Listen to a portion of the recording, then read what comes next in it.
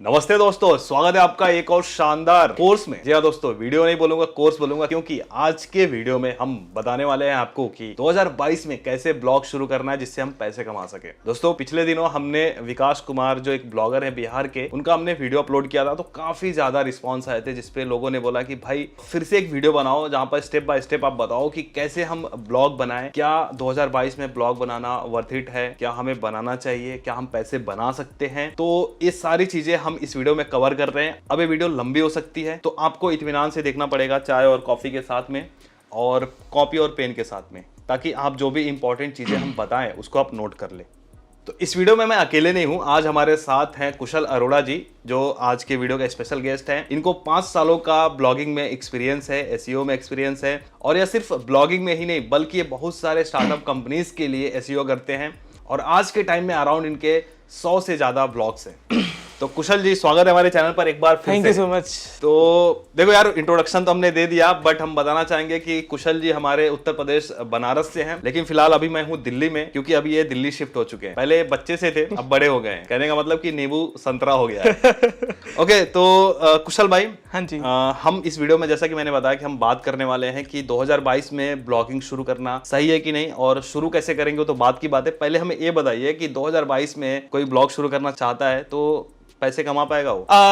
देखिए, डेफिनेटली अभी भी मार्केट बहुत बड़ी है, एंड 2022 में भी अगर कोई ब्लॉग स्टार्ट करता है तो वो डेफिनेटली बहुत थोड़े नहीं बहुत पैसे बना सकता है। आज भी ब्लॉगिंग के अंदर काफी पोटेंशियल एग्जिस्ट करता है, और सबसे बड़ी बात है कि विद कमिंग ईयर्स जो इंटरनेट यूजर बेस है इंडिया में बाहर, वो ग्रो हो रहा है। तो हमेशा एक मार्केट रहेगी ब्लॉग्स के लिए, वेबसाइट्स के लिए। तो हाँ, डेफिनेटली 2022 में कोई भी ब्लॉग बना सकता है, प्रॉफिटेबल ब्लॉग बना सकता है। बिल्कुल। और मैं बताना चाहूंगा ऑडियंस से कि मैंने कुशल भाई के साथ में एक वीडियो किया था अराउंड 2.5 साल पहले, 2019 में किया था, जिसपे काफ़ी अच्छा रिस्पांस आया था। और तब कुशल भाई कुछ 2-4 वेबसाइट्स पे काम कर रहे थे, और उस वक्त ये कमा रहे थे अराउंड $1500 से लेके $2000 हर महीने। और आज तो पूछो ही मत, आज तो मतलब भैया ऐसे बारिशें होती है पैसों की। तो हमने सोचा कि जो इनका 5 सालों का एक्सपीरियंस है इस वीडियो में दिया जाए, और आप लोगों को बताया जाए कि ब्लॉग कैसे शुरू करना है। और 2022 में ब्लॉग शुरू करना इसलिए थोड़ा चैलेंजिंग है क्योंकि ज्यादातर लोग अब वीडियो कंज्यूम करते हैं। तो हमें थोड़ी स्ट्रैटेजी के साथ में ब्लॉग शुरू करना पड़ेगा,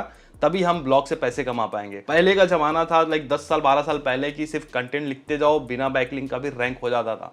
बट अभी थोड़ी सी स्ट्रैटेजी की जरूरत है, जो हम इस वीडियो में स्टेप बाय स्टेप स्ट्रैटेजी के बारे में बात करेंगे, और प्रैक्टिकल भी आपको करके बताएंगे कि कैसे आप कर पाओ। एक और चीज मैं बताना चाहूंगा, जो लोग ब्लॉगिंग से डे 1 से ही पैसा कमाना चाहते हैं वो इस वीडियो को छोड़ के जा सकते हैं। नो ऑफेंस, आप वीडियो को छोड़ के जा सकते हो। ब्लॉगिंग एक टाइम टेकिंग प्रोसेस है, टाइम लेता है, एफर्ट्स लगते हैं, तब जाके ब्लॉगिंग से ऐसे मिलियनेयर बन पाते हैं। ओके, कुशल भाई, हाँ जी। तो आप हमें बताओ पहले तो कि इस वक्त आप क्या क्या चीजें कर रहे हो। So all right, so currently अगर मैं अपने आप को इंट्रोड्यूस करूं कि मैं इस टाइम क्या क्या कर रहा हूं, सो सबसे पहले तो मैं, जैसे आपने बताया कि करंटली हम ब्लॉग्स पे काम करते हैं। हमारे पास करंटली 100+ साइट्स का नेटवर्क है, जिसमें से हम अप्रोक्सीमेटली 15 से 20 साइट्स के ऊपर एक्टिवली वर्क करते हैं। Okay. उसके साथ साथ मैंने अपना थोड़ा सा मॉडल चेंज किया है। अब ब्लॉग पे तो चलिए हम काम करते हैं, दैट इज मोर मतलब ROI पर्पस के लिए हम करते हैं कि हमें पता है कि इतना इन्वेस्टमेंट डालेंगे तो इतना रिटर्न हमको आ सकता है। उसके साथ साथ मैं ज़्यादातर ध्यान अब क्लाइंट SEO पे देता हूँ, मतलब मैं एजेंसी मॉडल पे काम करता हूँ। सो करंटली मैं 2 कंपनीज का को-फाउंडर हूँ, जिसमें एक है हमारी कैप डिजिटल और एक है हमारी गैक मीडिया। तो इसमें क्या करते हैं हम कि एक जो कैप डिजिटल है उसके अंदर हम लोग क्लाइंट SEO के साथ साथ हम आपको हेल्प करते हैं ऑनलाइन मार्केटिंग में, किसी भी फॉर्मेट की हो। जैसे आपको वेबसाइट बनवानी है, SEO करवाना है, इन्फ्लुएंसर मार्केटिंग करानी है। और गैक मीडिया में it is more of content agency, मतलब अगर आप कंटेंट लिखवाना चाहते हैं, आपका स्टार्टअप है, ब्लॉग है, आप किसी भी चीज़ के लिए कंटेंट करना चाहते हैं तो हम वो कंटेंट प्रोवाइड करते हैं। सो ऑल इन ऑल एक typical digital marketing solution. So currently मैं उन 2 कंपनीज में फाउंडर हूँ। So yes. अभी आपकी उम्र कितनी है? Currently I am 20 years old। 20 साल के भाई साहब, देख रहे हो, 20 साल में मतलब 20 कंपनीज को संभाल रहे हैं। ओके यार, एक चीज मेरे को बताओ, ये शुरू किस उम्र से किया था? 14 या 15 साल से? हाँ, when I was like 15 years old। जब 15 साल का था तो ये फोटो आप देख लेना स्क्रीन पे कि कैसा दिखता था, कितना मासूम सा, और अभी एकदम मेच्योर सा दिख रहा है। और लाइक जो चीजें कर रहा है ना, लाइक बड़े बड़े लोग नहीं कर पाते हैं, और जिनके साथ एक काम कर रहा है ऑलरेडी वो काफी अच्छा फिगर करते हैं, उनके साथ एक काम कर रहा है। और लाइक हमारे लिए मैं बोलूंगा कि मैं ग्रेटफुल हूँ कि अरोड़ा जी फिर से आ रहे हैं हमारे चैनल पे, और आप लोगों को नॉलेज देंगे। तो चलिए अब हम आते हैं मुद्दे पर, जो टॉपिक है आज का हमारा कि 2022 में हम ब्लॉग शुरू करना चाहते हैं, तो हमें क्या स्ट्रैटेजी के साथ में शुरू करना चाहिए? ऑलराइट, सो अगर हम स्ट्रैटेजी की बात करें तो सबसे पहले तो 2022 में अगर कोई ब्लॉग स्टार्ट कर रहा है तो सबसे पहले तो कोई भी ब्लॉग स्टार्ट करने से पहले बंदा ये सोचता है कि मेरे को किस टाइप के ब्लॉग पे काम करना है। जैसे अलग अलग टाइप की साइट्स होती हैं, पर्पस होता है साइट का। जैसे कोई बंदा एडसेंस का ब्लॉग स्टार्ट करता है जहाँ पे वो इन्फॉर्मेशन देता है, कोई बंदा अफिलिएट का ब्लॉग स्टार्ट करता है जहाँ पे वो अपने प्रोडक्ट्स को प्रमोट करता है and they get a commission out of it. So या फिर हो सकता है कोई पर्पसफुल साइट बनाना, जैसे हो सकता है कि वो साइट कोई फंक्शन परफॉर्म जैसे एग्जांपल में अगर मैं बताऊं तो आपको थंबनेल बनाना होता है। अच्छा, ठीक है। सो canva.com है, तो बेसिकली ऐसी टाइप की साइट जो फंक्शन परफॉर्म करती हैं। आपको बैकग्राउंड हटाना होता है तो आप remove.bg पे जाते हो, वो बैकग्राउंड हटा देती है। SaaS बोल सकते हैं एक तरीके से। हाँ, काइंड ऑफ SaaS, मतलब इनिशियली वो एक टूल है but ultimately it's a SaaS। Okay, हाँ जी, ठीक है। और अभी जैसे एक जो डाउट रहता है लोगों की कि नए बंदे अब रैंक कर पाएंगे कि नहीं। हाँ, जो नए लोग आएंगे, क्योंकि एक तो चलो आपको मालूम है पहले से आप नया ब्लॉग बना के रैंक कर लोगे, बट जिसने ब्लॉगिंग वर्ड आज सुना है, इस 2022 में सुना है, क्या वो रैंक कर लेगा? डेफिनेटली। जैसा हमने आगे भी डिस्कस किया था कि एक मार्केट है, हमेशा एक मार्केट कंसिस्ट करती है। आपको मासेस को टारगेट नहीं करना है, आपको माइक्रो नैनो लेवल पे जाके लोगों को टारगेट करना है। सो हाँ, डेफिनेटली कोई भी ब्लॉग बना के रैंक शुरुआत माइक्रो निश से करना है। एग्जैक्टली, माइक्रो नैनो, मतलब मैं तो कहूंगा माइक्रो भी अब काफी बड़ा टर्म है, बिकॉज माइक्रो में बहुत कुछ आ जाता है। मैं कहूंगा आप नैनो से स्टार्ट करो, अल्टीमेटली नैनो को आप माइक्रो ले जा सकते हैं। आप एक उदाहरण के साथ में बता सकते हैं? डेफिनेटली, जैसे अगर हम बात करें नीश सिलेक्शन की, सो अब नीश में आ गया कि मेरे को टेक ब्लॉग बनाना है। ऑलराइट, अब इसमें आप थोड़ा और नीचे जाओगे, एक लेवल नीचे, तो आप कहोगे यार मेरे को टेक बनाना है तो मैं लैपटॉप्स के ऊपर लिखूंगा। ठीक है, अब लैपटॉप्स ऑल टुगेदर बहुत ब्रॉड टॉपिक है। ठीक है, सो इस केस में अगर आप लैपटॉप्स को लिखोगे तो बहुत कुछ है कवर करने को। अब मैं कहूंगा कि लैपटॉप्स मत लिखो, सिर्फ आप बजट लैपटॉप्स पे लिखो। ठीक है, so that's a nano thing. ठीक है, बजट में भी एक स्पेसिफाई करो, इतने बजट। हाँ, बजट में भी स्पेसिफाई, बहुत सारी मतलब आप उसको काफी डिवाइड कर सकते हो। लेट्स टेक एन एग्जांपल कि अब बजट लैपटॉप है, सो बजट लैपटॉप का मतलब ये नहीं कि आप सिर्फ वो नंबर टारगेट करोगे कि बेस्ट लैपटॉप अंडर XYZ। ठीक है, आप प्रोफेशन टारगेट कर सकते हो, अदर क्राइटेरियाज पे जा सकते हो, जैसे laptops for students, for teachers, for XYZ। Because of course आप बजट लैपटॉप से काम करो तो आपके पास बहुत कुछ है कवर करने को। सो अल्टीमेटली यही आप सक्सेसफुल ब्लॉग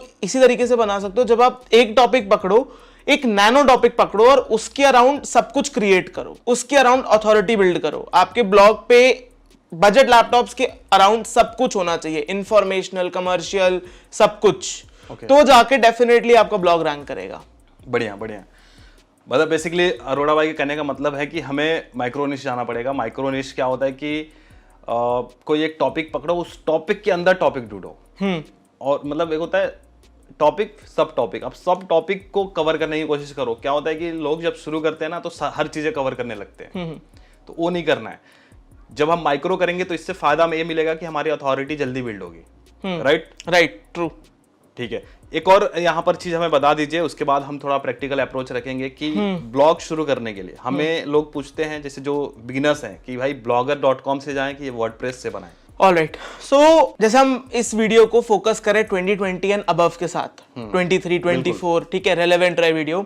सो मैं तो यही कहूंगा कि आज से 2 साल पहले आप मेरे से पूछते तो मैं कहता शायद ब्लॉगर भी अच्छा है, but we are now in 2022। लोग ब्लॉगिंग को एक फुल टाइम बिजनेस लेके चलते हैं, सेटअप क्रिएट करते हैं अपना। लोगों ने अपने एक ब्लॉग के अराउंड ऑफिसेस खोल रखे हैं। सो इतने स्टिफ कंपटीशन में मैं तो blogger.com सजेस्ट नहीं करता हूँ, मैं वर्डप्रेस ही सजेस्ट करता हूँ एक बिगिनर को, जिस लेवल पे वो हैं। End of course grow site आपकी ग्रो करेगी तो डेफिनेटली आप वर्डप्रेस से भी शिफ्ट कर सकते हो, खुद का प्लेटफॉर्म बना सकते हो, कस्टम जा सकते हो। बट हाँ, 50 to 60% यूज केस के लिए वर्डप्रेस इज सफिशिएंट। ग्रेट। और जैसा कि भाई ने बताया कि ज्यादातर लोगों ने ब्लॉग के थ्रू ही अपनी जर्नी शुरू करी और आज इंडिया में काफी बड़े बड़े एंटरप्रेन्योर बन चुके हैं। डेफिनेटली, जैसे हमारे दुकान के फाउंडर सुभाष सर और सुमित जी। हाँ जी, काफी सारे लोगों ने मतलब ब्लॉगिंग से स्टार्ट किया था और अब वो SaaS में चले गए हैं। SaaS में चले गए और काफी अच्छा खासा फिगर कर रहे हैं। हाँ जी, तो शुरुआत ऐसा नहीं है कि ब्लॉगिंग से अगर शुरू करेंगे तो आगे चल के इसका स्कोप खत्म हो जाएगा, ऐसा नहीं है।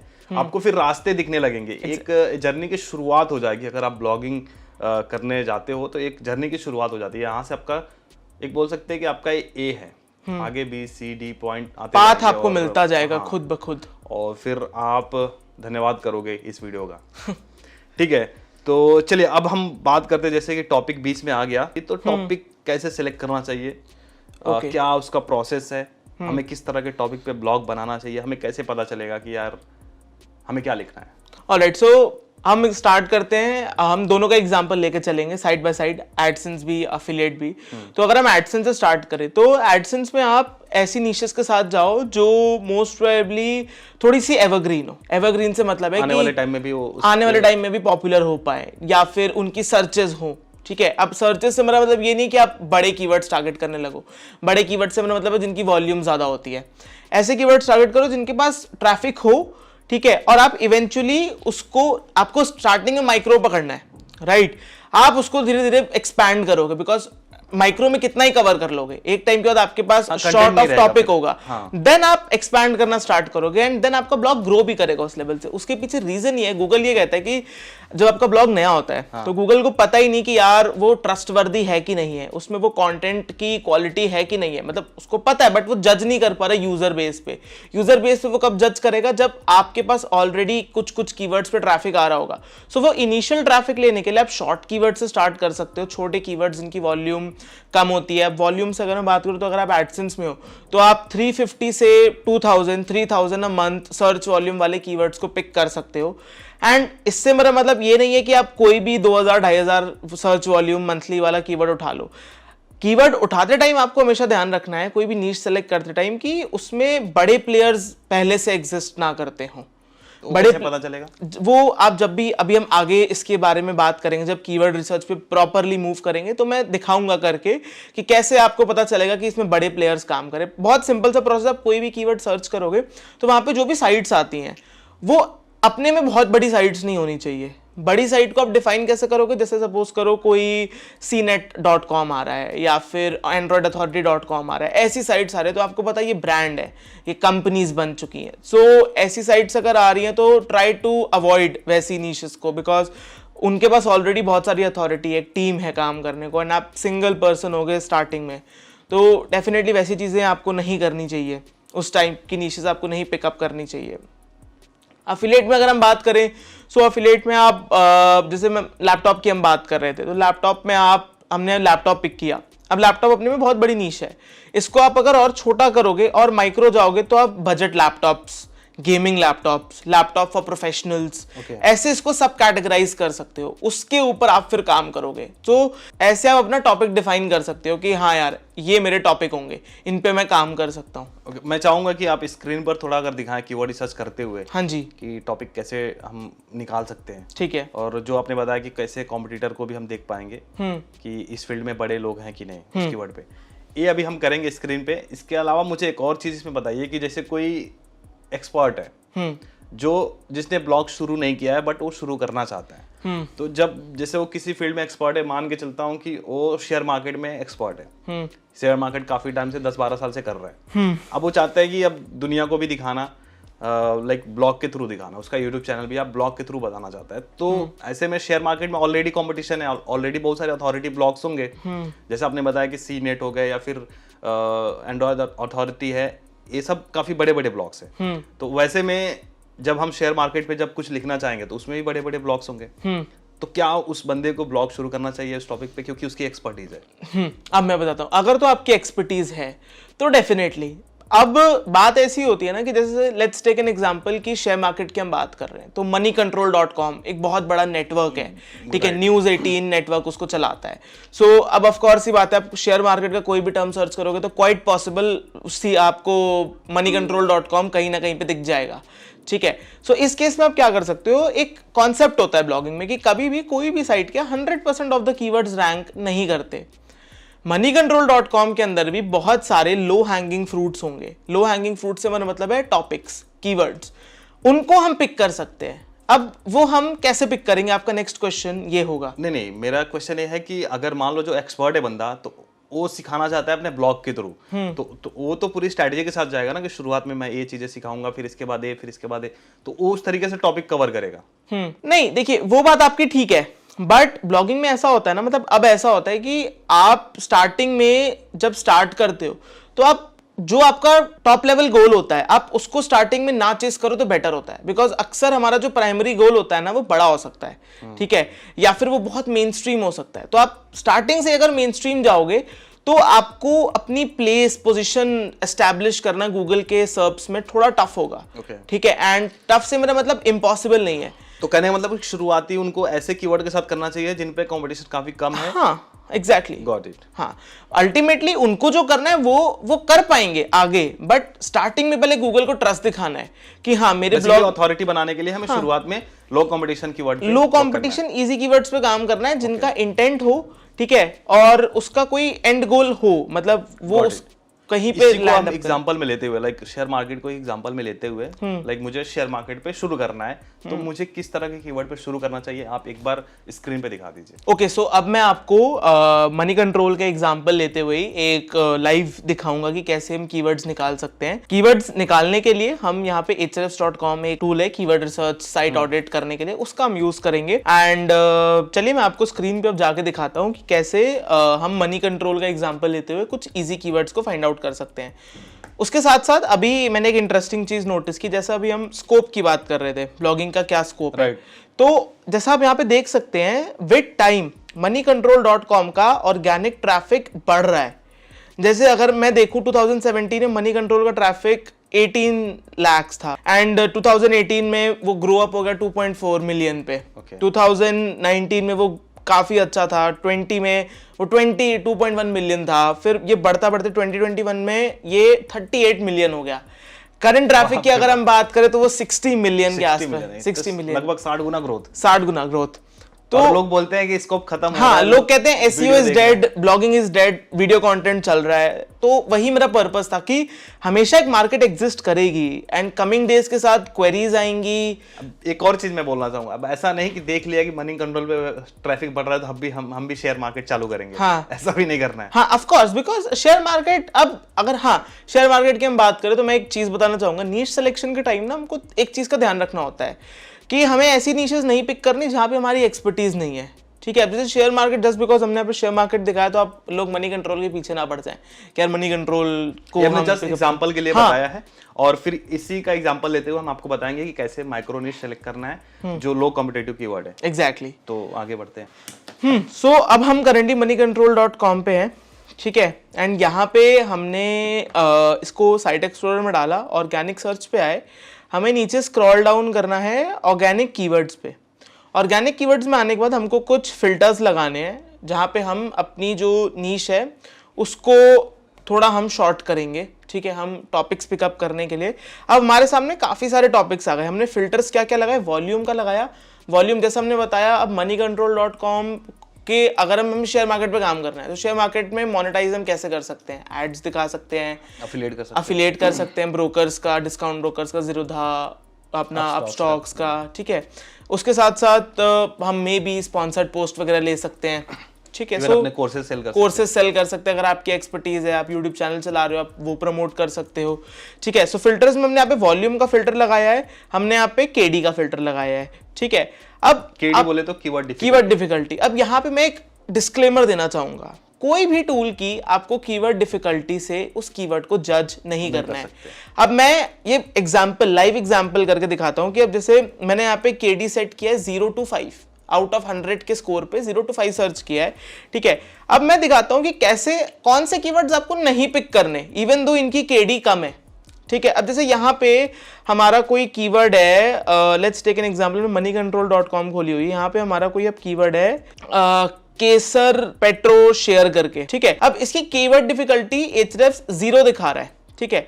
बट अब अगर हम इसको हम कीवर्ड एक्सप्लोरर में लेके जाएं और हम एक्चुअली में चेक करें कि क्या ये कीवर्ड वर्क करने लायक है, काम करने लायक है, नहीं है, तो हमें वो कैसे आइडेंटिफाई करना है, हमें ये देखना है कि टॉप 10 में गूगल के सर्च में कौन कौन सी साइट आ रही है, वो कितनी बड़ी है, वहां से हम उस कीवर्ड, उस नीश, उस टॉपिक को जज करेंगे। जैसे हमने पीछे बात की थी कि अगर वहां पे एंड्रॉइड अथॉरिटी आ रहा है, सीनेट आ रहा है, वॉक्स आ रहा है, तो डेफिनेटली आप उस पर काम नहीं कर सकते, बिकॉज ऑलरेडी लोग उन पे ज्यादा ट्रस्ट करेंगे आपसे। वैसे ही इस केस में भी अगर मैं आपको दिखाऊं तो हमने जैसे यहाँ पे केसर पेट्रो शेयर के बारे में बात की, ठीक है। हम अगर सर्प ओवरव्यू लेते हैं तो टॉप पे मनी कंट्रोल खुद ही है, ठीक है। सो 50% ऑफ द ट्रैफिक तो यही ले गया, मनी कंट्रोल। उसके बाद हमारी बीएसई इंडिया है, ऑफिशियल साइट है, फिर उसके बाद इकोनॉमी टाइम्स है, देन उसके बाद फाइनेंशियल एक्सप्रेस है। तो इवन दो मैं यहाँ पे यही शो करना चाहता हूँ कि हमें केडी क्यों नहीं ट्रस्ट करनी।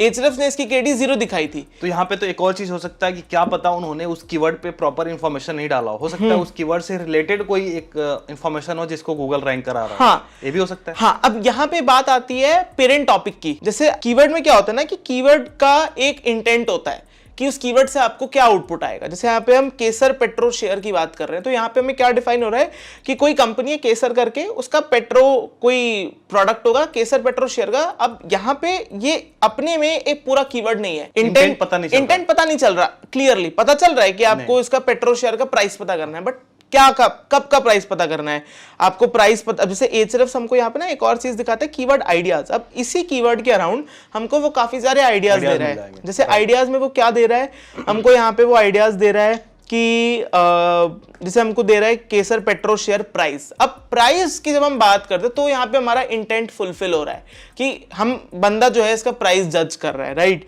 देन हमारे अदर कीवर्ड में आ रहा है शेयर प्राइस टुडे, राइट। सो इस केस में यहां पे भी इंटेंट बहुत क्लियर है कि बंदे को क्या चाहिए। सो अब यहां पे हम कंक्लूजन क्या आता है हमारा कि हम इस कीवर्ड पे काम नहीं कर सकते इवन दो इसकी कीवर्ड डिफिकल्टी 0 थी। तो कीवर्ड रिसर्च करते टाइम हमको कि इन सब चीजों के साथ जो फैक्टर्स जो मैंने अभी दिखाए, इसके साथ साथ हमको इंटेंट का भी बहुत ध्यान रखना है। इंटेंट से हमारा मतलब है कि उस कीवर्ड से क्या आउटपुट आएगा, बंदे को क्या मिलेगा इन रिटर्न, क्या किस लिए वो बंदा क्वेरी कर रहा है। तो जैसा कि अभी हम moneycontrol.com पे उन कीवर्ड्स को देखेंगे जिन पे हम एक्चुअली काम कर सकते हैं। जैसे हमने यहाँ पे ये 3 फिल्टर्स अभी करंटली लगाए हुए हैं, वॉल्यूम का, केडी का, और हमने कुछ वर्ड इंक्लूड किए हुए हैं। सो अब हम इनमें देखते हैं कि ऐसे कौन से कीवर्ड्स हैं जो हम कवर अप कर सकते हैं। सो अगर मैं यहाँ पे देखूँ तो यहाँ पे मेरे को एक कीवर्ड दिखा, what is MDRT in LIC। सो चलिए अब इस कीवर्ड को हम एनालाइज करके देखते हैं। सो इसकी वॉल्यूम अप्रॉक्सीमेटली 300 है, ट्रैफिक पोटेंशियल 900 पर मंथ का है। अगर हम इसका देखें तो कीवर्ड डिफिकल्टी 0 दिखा रहा है। अब हम इसका सर्प देखते हैं। सो सर्प काफ़ी इंटरेस्टिंग है। जैसे हम यहाँ पे देख पा रहे हैं कि 84 DA की साइट है, ठीक है, मनी कंट्रोल खुद है, फिर Quora.com है। अगर किसी भी कीवर्ड में कोरा या कोरा जैसे फोरम्स अगर आते हैं तो ये ना कभी कभी एक गुड साइन होता है कि हाँ वहां पे चांसेस है, क्योंकि गूगल के पास इतने रिजल्ट्स है ही नहीं शो अप करने को कि वो फोरम्स दिखा रहा है। और जस्ट इन केस अगर मैं आपको बताऊं तो फोरम्स के ऊपर बहुत लो क्वालिटी कंटेंट होता है। सो कोई भी एक अच्छा ब्लॉग इसको अच्छा कंटेंट लिख के आउटरैंक कर सकता है इजीली। सो हमको यहाँ पे कोरा दिख रहा है, ठीक है। फिर यहाँ पे किसी ने खुद की साइट बनाई हुई है, ठीक है, उसका ट्रैफिक उसका डोमेन अथॉरिटी काफी कम है। मतलब इन शॉर्ट अगर मैं बोलूँ तो इस कीवर्ड पे हमको काफी ज्यादा छोटी साइट्स मिल रही हैं। सो दिस शोज अस कि इस कीवर्ड के ऊपर हम काम कर सकते हैं। सो इसी तरीके के कीवर्ड्स आपको निकालने हैं। और अब जैसे हमको एक कीवर्ड मिला है, सो हम क्या कर सकते हैं कि इसी के अराउंड और कीवर्ड्स भी निकाल सकते हैं। जैसे MDRT कोई टर्म है, सो ऐसे टर्म को हम टर्मिनोलॉजीज एक्सप्लेन करें हम, या फिर LIC के टर्मिनोलॉजीज एक्सप्लेन करें, LIC के बारे में बताएं, ठीक है। बिकॉज हमें यहाँ पे दिखा कि अब अगर जैसे हम शेयर मार्केट कर रहे थे तो शेयर मार्केट बड़ा टॉपिक हो गया, ठीक है, उसमें हम इंफॉर्मेटिव बता रहे हैं। उसमें अगर हम सिर्फ टर्मिनोलॉजीज के ऊपर ब्लॉग बनाए जहाँ पे हम सिर्फ टर्म्स को एक्सप्लेन करेंगे, सो वो एक माइक्रो नीश हो गया। अब उसमें भी अगर हम सिर्फ LICs के अंदर जितनी टर्म्स होते हैं, जो भी वर्ड, जैसे MDRT कोई टर्म है मेरे को नहीं पता, ठीक है, तो ऐसे LIC के अंदर जितने टर्म्स यूज होते हैं उसके ऊपर अगर हम ब्लॉग बनाए, सो 100% गारंटी है कि वो ब्लॉग आपका चलेगा। ग्रेट। तो अरोड़ा जी ने एक छोटा सा एग्जांपल दिया कि कैसे आप ब्लॉग शुरू करने के टाइम पे कीवर्ड रिसर्च करेंगे। एक और कीवर्ड रिसर्च होता है जब हम आर्टिकल लिखते हैं। हाँ जी। तो आर्टिकल लिखने के समय पे भी आपको कीवर्ड रिसर्च करना पड़ेगा। हाँ जी। और थोड़ा बहुत सिमिलर तरीके से ही हम कीवर्ड रिसर्च करके हम पता लगाएंगे कि जिस कीवर्ड पे आप आर्टिकल लिखना चाहते हो उस पे ऑलरेडी कितने आर्टिकल्स हैं, कितने क्वालिटी आर्टिकल्स हैं, और जब आप लिखोगे तो आपको उससे क्वालिटी आर्टिकल आपको बनाना पड़ेगा, तो ही जाके आप रैंक करने में थोड़े से सफल हो पाओगे। बिल्कुल। और Ahrefs हमको खुद ही जो है काफी ज्यादा कीवर्ड आइडियाज प्रोवाइड करते हैं। जैसे हमें यहाँ पे टर्म्स मैचिंग के कीवर्ड दिख रहे हैं, क्वेश्चंस दिख रहे हैं, ऑल्सो रैंक फॉर में हमको और टॉपिक्स मिल सकते हैं। तो इन सब का भी हम अपने कंटेंट और अपने पूरे ब्लॉग में यूज करके इसी LIC के ऊपर ही हम एक ऑल टुगेदर एक नैनो नीश ब्लॉग कर सकते हैं। और LIC जैसे हमको पता है कि अगर हम LIC के ऊपर स्टार्ट करेंगे सो एडसेंस से तो हम अच्छा पैसा बनाएंगे, क्योंकि ये जो टर्म हेल्थ फाइनेंस होता है इनके ऊपर CPC इंडिया में भी आपको काफी प्रोमिनेंट मिलेगा, इतना बहुत अच्छा मिलेगा। और यहाँ पे लोग कन्वर्ट होते हैं बिकॉज एजुकेटेड ऑडियंस आपके पास आ रही है जो इंटरेस्टेड है। अब ऑफ कोर्स ये बात है कि कोई नॉर्मल बंदा तो LIC नहीं लेता, राइट? कोई 15-16 साल का लड़का LIC नहीं लेगा। सो एक ऐसा बंदा लेगा जो एक्चुअली में जिसके ऊपर जो अच्छा कर रहा है, लाइफ सिक्योर करना चाहता है अपनी फैमिली की, पैसे कमा रहा हो। तो यहाँ पे पोटेंशियल है, इंटेंट है बंदे का खरीदने का, कन्वर्ट होने का। तो ऐसे कीवर्ड्स पे आप बहुत सारे मेथड से मोनेटाइज कर सकते हो। बट हम सजेशन नहीं दे रहे हैं कि आप इसी पे हाँ, मतलब अपनी रिसर्च जरूरी है। Of course. मैं एक और चीज यहाँ पर पूछना चाहूंगा, लाइक अभी तो हमने कीवर्ड रिसर्च के बारे में बता दिया, और जो Ahrefs जो टूल है ये थोड़ा सा कॉस्टली आता है। मार्केट में आप देखोगे काफी सारे लोग शेयर भी करते हैं, आपके अगर फ्रेंड है तो उनके आप पीसी पे देख सकते हो जो ऑलरेडी Ahrefs यूज करते हैं। Ahrefs बड़ा ही कमाल का टूल है, बट हम इस पे इतना भी ज्यादा ट्रस्ट नहीं कर सकते कि जो डेटा दिखा रहा है एकदम 100% सही दिखा रहा है। एग्जैक्टली। अब अगर मैं कुछ एग्जांपल्स दूं आपको, तो जैसे अब आप कहोगे यार 300 सर्च वॉल्यूम है, so this is not real. I'll tell you, जैसे अगर मैं आपको Ahrefs का एग्जांपल दिखा दूं ना, सो इस कीवर्ड के लिए जैसे मनी कंट्रोल रैंक कर रहा है, सो मनी कंट्रोल का इस कीवर्ड पे इस पेज पे ही ट्रैफिक Ahrefs 1230 दिखा रहा है। सो ये अपने आप में कॉन्ट्राडिक्ट कर रहा है कि इसका डेटा आप रेफरेंस के लिए लो, आइडिया लेने के लिए लो, एक्चुअल में जो फिगर्स होंगे वो कंप्लीटली डिफरेंट होंगे। अगर ये 300 कह रहा है, सो उस कीवर्ड पर अगर आप नंबर 1 हो तो as high as 2000-3000 visitors a month का पोटेंशियल आप कैरी करते हो, बिकॉज इस कीवर्ड के साथ साथ आप अदर कीवर्ड से भी रैंक करोगे, वहां से भी आपको ट्रैफिक आएगा। सो ट्रैफिक पोटेंशियल काफी होगा छोटे कीवर्ड्स के अंदर भी, और आप अच्छा खासा कन्वर्ट कर सकते हो। ग्रेट। तो ये हो गया कीवर्ड रिसर्च। इसके बाद जब हम अगर मन बना लेते हैं कि हमें अब इस टॉपिक पे शुरू करना है, उसके बाद भी लोगों को कंफ्यूजन है कि भाई इंग्लिश में शुरू करें कि हिंदी में करें कि गुजराती में करें कि मराठी में करें, कौन से लैंग्वेज में करें? सी देखिए, लैंग्वेज ना काफी बहुत ही स्ट्रेट फॉरवर्ड आंसर है इसका, जिसमें भी आप कंफर्टेबल हो। मार्केट हर जगह है, हिंदी ब्लॉग में भी मिलियंस ऑफ ट्रैफिक लोग लेते हैं, बिल्कुल अच्छे पैसे बनाते हैं। इवन मैं कुछ ब्लॉग्स के बारे में दिखा दूंगा कि कुछ ब्लॉग्स कितना ट्रैफिक ले रहे हैं, तो आपको आइडिया लग जाएगा कि हाँ सक्सेसफुल ब्लॉग भी एग्जिस्ट करते हैं। एग्जैक्टली। और काफी अच्छा पैसा बना रहे हैं। एग्जैक्टली। सो लैंग्वेज काफी ज्यादा स्ट्रेट फॉरवर्ड आंसर है, जिसमें आप कंफर्टेबल हो, जिसमें आप लिख सकते हो। और यहाँ पे जैसा हमने डिस्कस किया था कि एक डिस्क्लेमर हम लोगों को देना चाहेंगे कि स्टार्टिंग में आपको कंटेंट राइटर्स हायर नहीं करने, पहले कंटेंट खुद से बनाना। अभी हम आएंगे कंटेंट स्ट्रेटजी पे, तब हम बात करेंगे इसके बारे में। फिलहाल अभी लैंग्वेज के लिए आपने बताया कि लाइक आप जिस लैंग्वेज में कंफर्टेबल हो। लाइक शुरुआत मैंने हिंदी से करी थी क्योंकि मुझे इंग्लिश में कंफर्टेबल नहीं था, मुझे लिखने में बहुत समय लगता था एक इंग्लिश आर्टिकल लिखने में, बट हिंदी आर्टिकल में 2 घंटे के अंदर निपट देता था काफी अच्छे से। इवन अभी आज के टाइम में गूगल 10 इंडियन लैंग्वेज को सपोर्ट करता है, जिसमें गुजराती, कन्नड़, मलयालम, हिंदी, बंगाली, उर्दू, ये सारे लैंग्वेज आते हैं। तो आप इनमें से किसी भी लैंग्वेज पे शुरू कर सकते हो और आपको फायदा भी मिल सकता है रीजनल लैंग्वेज पे शुरू करने का। हाँ, और अक्सर ये होता है ना कि लोग रीजनल लैंग्वेज को इन जनरल बहुत इग्नोर करते हैं, बट ऐसा है नहीं। रीजनल लैंग्वेज के पास बहुत ज्यादा ट्रैफिक होता है, इंटरनेट पेनिट्रेशन भी हो रहा है रीजनल ज्यादा हो रहा है। अब जैसे मैं आपको एक बहुत प्रैक्टिकल एग्जांपल अगर बताऊं, सो अभी मैं कुछ दिन पहले कैब में ट्रैवल कर रहा था, तो वहां पे जो मेरी लोकेशन थी, ड्राइवर को समझ नहीं आ रहा, तो उसने वॉइस सर्च किया हिंदी के अंदर, और गूगल ने रिजल्ट्स भी उसके अकॉर्डिंग ही दिखाए।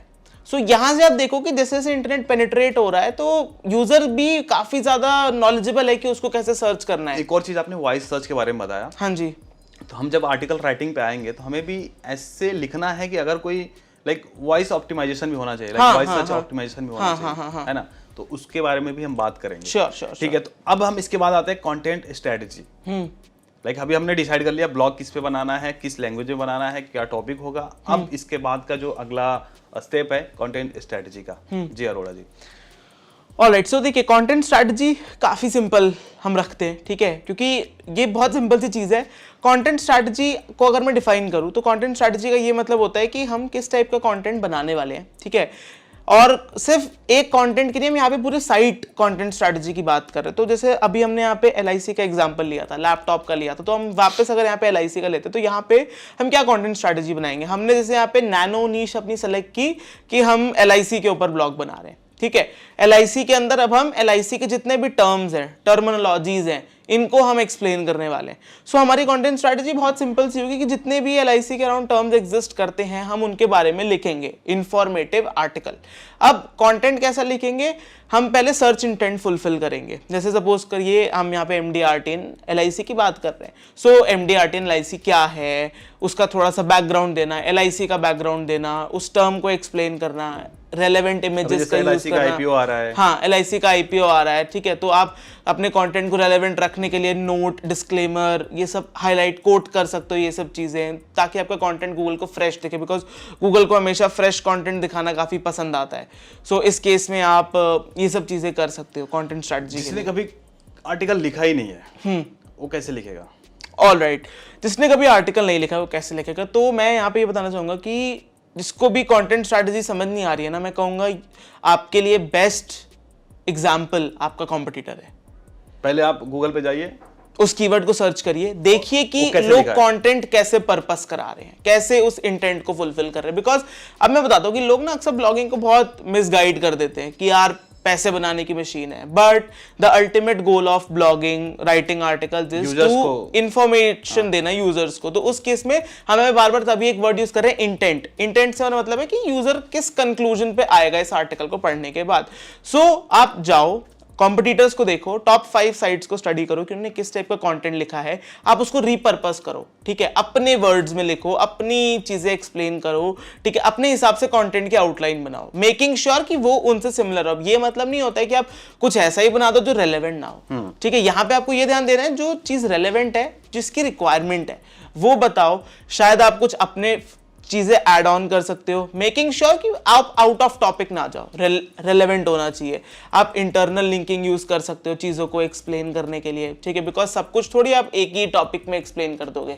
ग्रेट। सो तो अगर इसको मैं थोड़ा सा लाइक अपने ऑडियंस को मैं समझता हूँ ज़्यादा, तो मैं अगर बताना चाहूँ यहाँ पर जो अरोड़ा जी ने बताया कि आपको करना है कि जिस तरह का भी ब्लॉग आप बनाना चाहते हैं, जो भी आपने टॉपिक डिसाइड किया है, उससे रिलेटेड आप ब्लॉग का लिस्ट बनाओ, उन ब्लॉग्स को पढ़ो, देखो उनका स्टाइल क्या है, शुरुआत कैसे कर रहे हैं, कैसे कीवर्ड प्लेस कर रहे हैं, वो जैसा यूज़र इंटेंट इन्होंने बताया, तो किस तरीके से यूज़र सर्च कर रहा होगा जिस कीवर्ड पे, कैसे वो रैंक हो रहा है, इन्होंने टाइटल क्या लिखा है, हेडिंग्स कैसे डाले हैं, इन सब सारी चीज़ों को देखोगे तो आप भी समझ पाओगे अच्छा आर्टिकल ऐसे लिखते हैं, तो आप भी उस तरह से लिखना मतलब समझ जाओगे। और जैसा कि अरोड़ा जी ने शुरुआत में ही बताया थोड़े टाइम पहले कि आर्टिकल शुरू में ही किसी और से नहीं लिखवाना है, पहले खुद लिखना है, पहले आप खुद का फ्लेवर डालो अपने ब्लॉग में, और जब वो रन हो जाए, जब वहां से पैसे बनाने लगो, तब आप हायर करो तो ज्यादा बेटर। अपने आप को स्केल अप करने के लिए आप डेफिनेटली चीजों को आउटसोर्स कर सकते हो, बट एक चीज होती है ना कि आप स्टार्टिंग में अगर खुद नहीं लिखोगे तो आपको चीजें समझ में नहीं आएंगी, बिकॉज जिससे लिखवा रहे हो उसका पर्पस कुछ और है,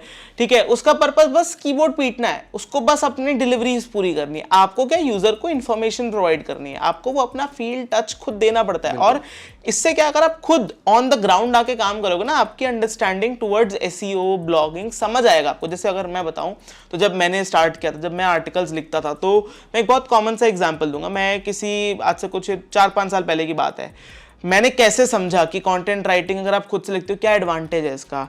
एडवांटेज ये होता है कि लेट्स टेक एन एग्जांपल कि आप जब कंटेंट लिख रहे थे, तो मैंने एक बार मैं अमेजोन की नीश पे काम कर रहा था, और मैंने क्या किया था ना कि कंटेंट लिखते टाइम 2 प्रोडक्ट्स को कंपेयर कर दिया था। तो आप बिलीव नहीं करोगे, गूगल ने उस कीवर्ड को पिक कर लिया और उस पे मेरे को नंबर 1 रैंक करने लगा। अरे वाह। तो मेरे को वहां से समझ आया कि ओके, ऐसा मैं करूंगा तो ऐसा होगा। तो वही है कि आप जब कंटेंट खुद लिखोगे तो आपको पता होगा आपने क्या चीज कहां प्लेस की, उसका क्या एक्शन हुआ, आपने ऐसा क्या किया कि ये एंड रिजल्ट आया। तो वो आपको तभी आएगा जब आप खुद लिखोगे, खुद ऑप्टिमाइज करोगे। कोई लिख के देगा तो इवन तो आप पढ़ रहे हो, सब कर रहे हो, बट एक तो वो फील नहीं आएगी, उस लेवल पे आर्टिकल होगा नहीं और आपकी भी अंडरस्टैंडिंग टुवर्ड्स एसईओ बहुत स्लो होगी।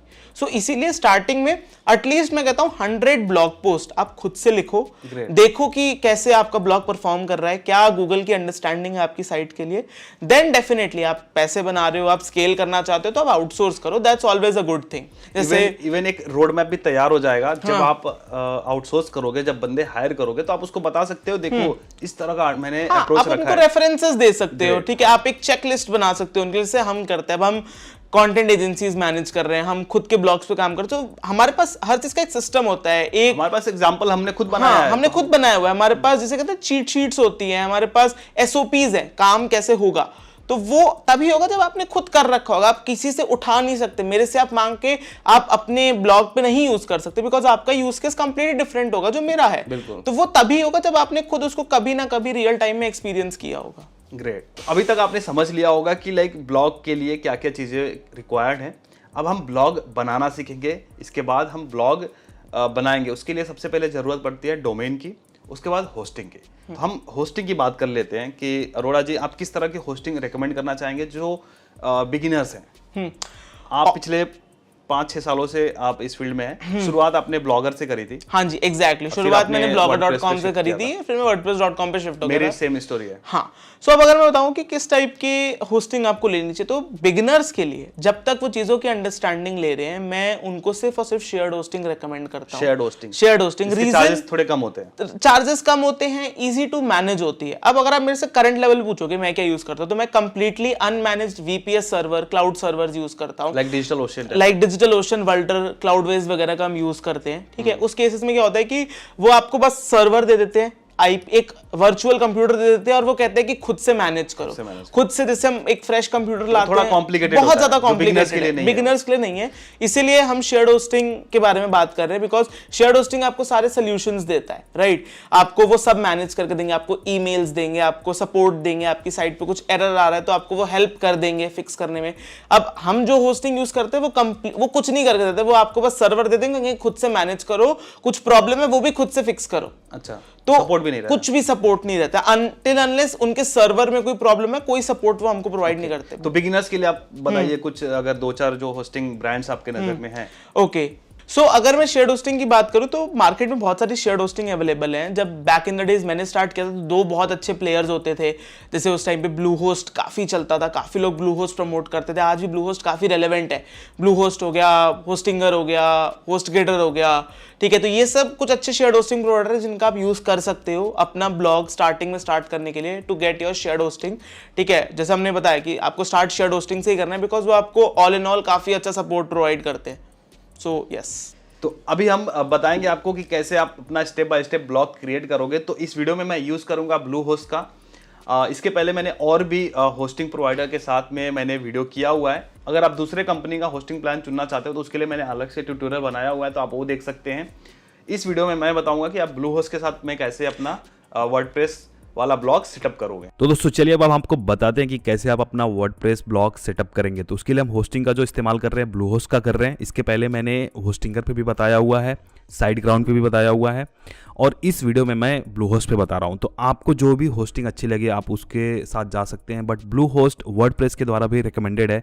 जैसे आप यहाँ पे देख सकते हैं, अगर wordpress.org वेबसाइट पे आप जाते हैं /होस्टिंग पे, तो यहाँ पर वर्डप्रेस ही जो होस्टिंग्स को रिकमेंड करता है। सबसे पहले पे ब्लू होस्ट को करता है, फिर ड्रीम होस्ट को करता है, फिर साइड ग्राउंड को करता है। तो ब्लू होस्ट काफ़ी ऑप्टिमाइज्ड है वर्डप्रेस के लिए और इनका स्पीड वगैरह भी काफ़ी सही है, तो आप जा सकते हैं। प्लस ब्लू होस्ट के साथ मैंने टाई अप किया हुआ है, तो आप लोगों के लिए स्पेशल ऑफर है। यहाँ पर आप देख सकते हैं जैसे special offer for fans of Satish के वीडियोस। तो आपको सिंपली डिस्क्रिप्शन में मैंने जो लिंक दिया वहाँ पे क्लिक करना है और क्लिक करते ही आप इस पेज पे लैंड हो जाएंगे। कुछ नहीं करना है, स्टेप बाय स्टेप आपको फॉलो करना है। यहाँ पर व्यू प्लान्स पे जाएंगे तो आपको नीचे यहाँ पे प्लान्स दिख जाएगा। वर्डप्रेस के लिए जो सबसे बेसिक प्लान है वो 175 पर मंथ का है, 299 जो दूसरा प्लस वाला जो प्लान है 299 पर मंथ का है, चॉइस प्लस है 299 पर मंथ। तो इसमें कैसा है कि जो लोग सिंगल ब्लॉग शुरू करना चाहते हैं उनके लिए 175 पर मंथ वाला बेस्ट रहेगा, क्योंकि इसमें आपको एक डोमेन नेम भी फ्री मिलता है और साथ ही साथ यहाँ पर 50 GB का SSD स्टोरेज मिलता है। SSD का फ़ायदा ये होता है कि यहाँ पर जो साइट की स्पीड होती है काफ़ी फास्ट होती है SSD की वजह से, और अनलिमिटेड डेटाबेसेस हैं और 100+ फ्री वर्डप्रेस थीम्स भी आपको मिल जाते हैं। साथ ही साथ यहाँ पर और भी सारी चीज़ें हैं, जैसे फ्री SSL सर्टिफिकेट है, फ्री डोमेन 1 साल के लिए है जो 1400 रुपये का पड़ता है आपको। इसके साथ आपको और भी speed boosting CDR marketing tool, website states dashboard और ब्लू होस्ट का SEO टूल्स भी आपको फ्री मिल जाता है, जिसकी कॉस्ट 4299 रुपये पर ईयर होती है। तो इतना सब कुछ आपको मिल जाता है। तो मैं तो बोलूँगा कि अगर आप एक से ज़्यादा वेबसाइट होस्ट करना चाहते हो तो आप इस 299 वाले प्लान के साथ जाओ। बट अगर आप वेबसाइट शुरू कर रहे हो, बना रहे हो, बिगिनर हो, तो आप बेसिक प्लान के साथ भी जा सकते हो। तो दोस्तों क्लिक करते ही आप नेक्स्ट पेज पे आ जाओगे। यहाँ पर आपको जो फ्री डोमेन मिलता है आप चाहें तो ले सकते हो। अगर आपके पास ऑलरेडी डोमेन है तो आपको यहाँ वाले पे फिल करना है। अगर आप डोमेन लेना चाहते हो तो ले सकते हो। तो मैं यहाँ पर एक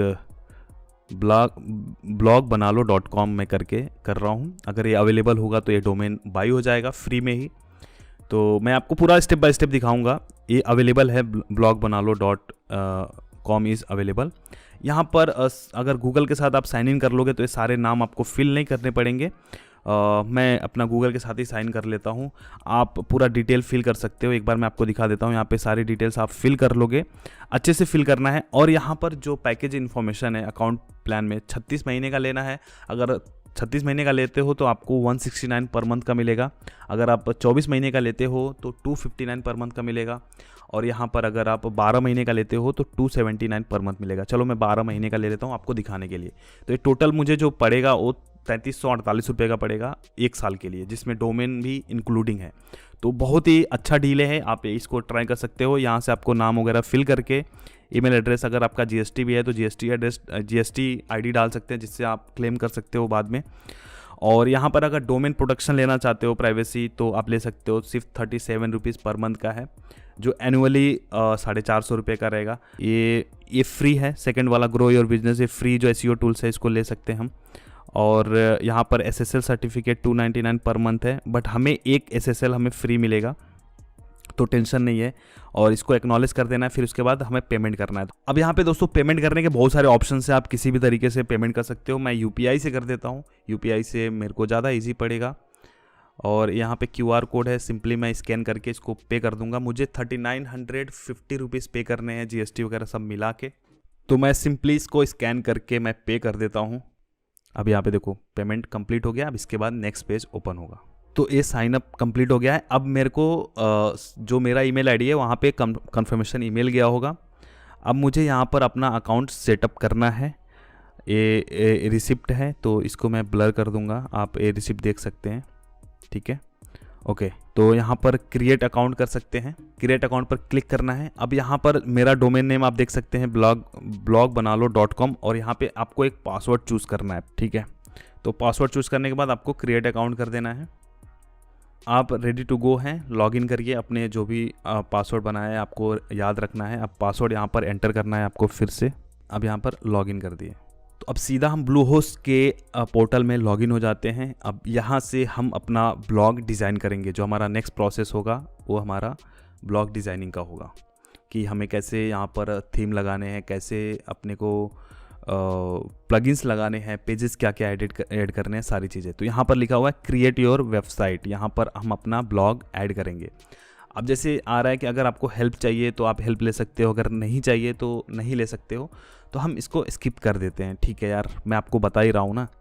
तो यहाँ पर आपका प्राइमरी पर्पस क्या होगा, तो हमारा ब्लॉग का है। जिनको स्टोर बनाना है स्टोर पे जा सकते हैं, बिजनेस के लिए बना रहे हैं बिजनेस पे क्लिक कर सकते हैं, पोर्टफोलियो रिज्यूमे बना रहे हैं तो यहाँ पे बना सकते हैं। मैं ब्लॉग पे क्लिक कर रहा हूँ। तो यहाँ पे पूछ रहा है कि आप अपने हिसाब से कस्टमाइज़ करना चाहते हो या फिर ब्लू होस्ट के द्वारा जो बिगिनर्स के लिए बनाया गया है उसके तरह करना चाहते हो। तो मैं यहाँ पर लिमिटलेस कस्टमाइजेशन करता हूँ, अपने हिसाब से मुझे करना है। यहाँ पर किस लिए आपका वेबसाइट है, किस टाइप का है, तो यहाँ पे ब्लॉग है, किस से रिलेटेड है, जिस भी फील्ड से रिलेटेड होगा आप कर सकते हैं। मैं यहाँ पे एजुकेशन डाल देता हूँ। और किसके लिए आप वेबसाइट बना रहे हो तो मैं बोल देता हूँ अपने लिए बना रहा हूँ, फिर कंटिन्यू कर देता हूँ। और अपने साइट का यहाँ पे नाम दे देना है। तो मैं अपने साइट का यहाँ पे नाम दे देता हूँ। टैगलाइन क्या होगा, क्रिएट अ ब्लॉग, ठीक है, मेरा टैगलाइन हो गया। आप अपने हिसाब से अपना टैगलाइन डाल सकते हैं। अब यहाँ पर प्रीमियम थीम्स भी हैं और फ्री थीम्स भी हैं। तो जो आपको थीम समझ में आया, शुरुआत के लिए आप कोई भी आप लगा सकते हो। मैं इसको लगा लेता हूँ, बाद में मैं इस पर चेंज करूँगा अपने हिसाब से। आपको एडवांस में जाना है, एडवांस मतलब इसका सी पैनल, तो यहाँ से हम सी पैनल पे जाएंगे, ठीक है। तो अभी ये हमारा सी पैनल है, ऑलमोस्ट ये यूज़र फ्रेंडली। अगर आपने और सी पैनल यूज़ किया होगा तो ऑलमोस्ट सबका यही होता है। अब यहाँ पर सॉफ्टवेयर में आते हैं और वर्डप्रेस मैनेजर पे क्लिक करते हैं, क्योंकि अब हमें अपने साइट पे अपने ब्लॉग पे वर्डप्रेस इंस्टॉल करना है, जो कंटेंट मैनेजमेंट सिस्टम होता है वर्डप्रेस, जहाँ से हम अपना सारा कुछ करेंगे। जैसे आप देख सकते हो, नो वर्डप्रेस इंस्टॉलेशन फाउंड, तो यहाँ पर हम इंस्टॉल पे सिंपली क्लिक करेंगे और अपना वर्डप्रेस और अपना ब्लॉग बनाएंगे। तो यहाँ पर देख सकते हैं blogbanaalo.com, यहाँ पर क्विक इंस्टॉल पे क्लिक करते हैं। यहाँ पे क्विक इंस्टॉल पे कर सकते हैं। बाकी एक बार चेक करते हैं, अपना ब्लॉग नेम यहाँ पे लिख लो, जो भी आपका ब्लॉग नेम रहेगा वो लिख सकते हो। और साइट डिस्क्रिप्शन यहाँ पे क्या होने वाला है, simple way to create a blog, ठीक है। और यहाँ पर आप एडमिन यूज़र नेम और पासवर्ड अपने हिसाब से भर लेना, ठीक है। तो मैं अपने हिसाब से पासवर्ड भर लेता हूँ। और एडमिन, देखो ज़्यादातर लोग क्या करते हैं, एडमिन रख देते हैं, पासवर्ड ऐसे नॉर्मली रख देते हैं, इसीलिए साइट जल्दी हैक हो जाती है। तो आप एडमिन की जगह पे कुछ और ट्राई करो। मैं कुछ और ट्राई कर लूँगा बाद में, अभी मैं शो बस एडमिन कर रहा हूँ। और यहाँ पर अपना ईमेल आपको डाल देना है, जो भी आपका ईमेल आईडी है, तो ईमेल आईडी आप डाल दो, ताकि बाद में अगर पासवर्ड रीसेट करना हो तो इससे आप कर सकते हो, ठीक है। और अगर आपको कुछ प्लगइन्स यहाँ पे चूज़ करना है, जैसे लिमिट लॉगिन अटेम्प्ट्स, कई लोग अगर हैक करना चाहते हैं, आप इसको कर दोगे तो दो तीन बार गलत डालने के बाद वापस लॉगिन नहीं कर सकते वो लोग। और साइट लैंग्वेज आप इंग्लिश कर सकते हो। उसके अलावा आप नीचे यहाँ पर एडवांस ऑप्शन में देख लो, एडवांस ऑप्शन को ऐसे ही छोड़ दो आप। फिर थीम में कोई भी एक थीम आप सेलेक्ट कर सकते हो। अब यहाँ पर ईमेल इंस्टॉलेशन डिटेल्स अगर आपको चाहिए तो आप अपना ईमेल आईडी डाल सकते हो। बाकी मैं यहाँ पर इंस्टॉल पे क्लिक कर देता हूँ। अब हमारा वर्डप्रेस यहाँ से इंस्टॉल होना शुरू हो जाएगा। यहाँ पर बता रहा है कि ऑलरेडी एग्जिस्ट कर रहे हैं, तो यहाँ पर चेकबॉक्स पे क्लिक कर देता हूँ और ओवरराइट कर देता हूँ सारे फाइल्स को। फिर अपन इंस्टॉल करते हैं। अब यहाँ पर वर्डप्रेस इंस्टॉल होना शुरू हो गया, तो 3 से 4 मिनट का प्रोसेस है, उसके बाद ये इंस्टॉल हो जाएगा। मैं आप यहाँ पे फास्ट फॉरवर्ड कर दूंगा। तो दोस्तों देख सकते हैं यहाँ पर जो वर्डप्रेस है इंस्टॉल हो चुका है। हमारा जो ये ब्लॉग है, वर्डप्रेस ब्लॉग है, ओपन करने पे आपको कुछ ऐसा दिखेगा, हेलो वर्ल्ड दिख रहा है, क्योंकि हमने अभी कुछ किया नहीं है। तो सिंपली हमारा ब्लॉग लॉन्च हो गया। अब हम इसको करेंगे डिज़ाइन, ठीक है। और हमारा जो एडमिन है, एडमिन यहाँ से खुलता है। कोई भी जो भी आप ब्लॉग बनाते हो, उसके बाद जो बाय डिफ़ॉल्ट आता है आपका डोमेन नेम .com/wp-admin, ठीक है। आप देख सकते हो यहाँ पे जैसे blogbanaalo.com/wp-admin, ठीक है। तो ये हो गया हमारा ब्लॉग का, ये जो वर्डप्रेस का डैशबोर्ड ओपन हो गया यहाँ पे, ठीक है। अगर आप जेटपैक सेटअप करना चाहते हो तो कर सकते हो।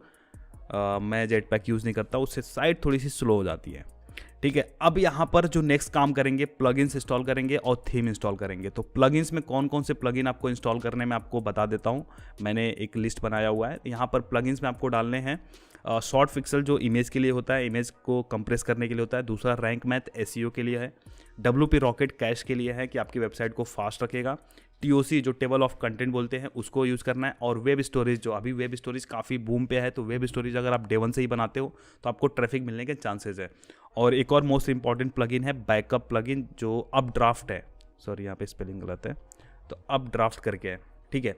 और हम इसमें से जो प्रीमियम गिफ्ट करने वाले हैं, जो लोग खरीदेंगे हमारे होस्टिंग को हमारे लिंक से, उसका इनवॉइस अगर आप हमें मेल करोगे satish.videos@gmail.com पे, तो हम आपको फ्री में सारे प्लगइन्स दे देंगे। अपड्राफ्ट दे देंगे फ्री में, WP रॉकेट प्रीमियम वाला दे देंगे, और जनरेट प्रेस का प्रीमियम आपको थीम मिल जाएगा, जो अगर मोटा मोटी जोड़ोगे तो $1000 का होता है। तो $1000 हम आपको फ्री में दे रहे हैं।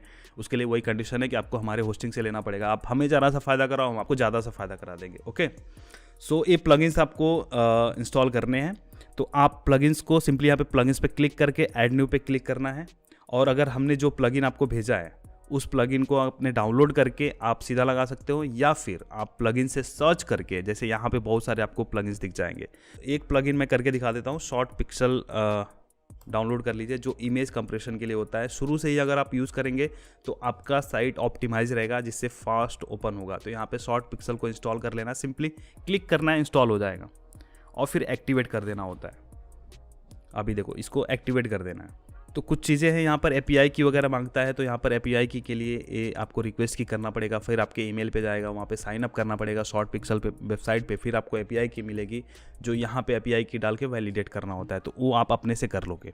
चलो यहाँ पे समझ लेते हैं। यहाँ पे देखो डैशबोर्ड है, फिर जेटपैक है, जेटपैक प्लगइन मैं यूज़ नहीं करता, उसको मैं हटा दूंगा।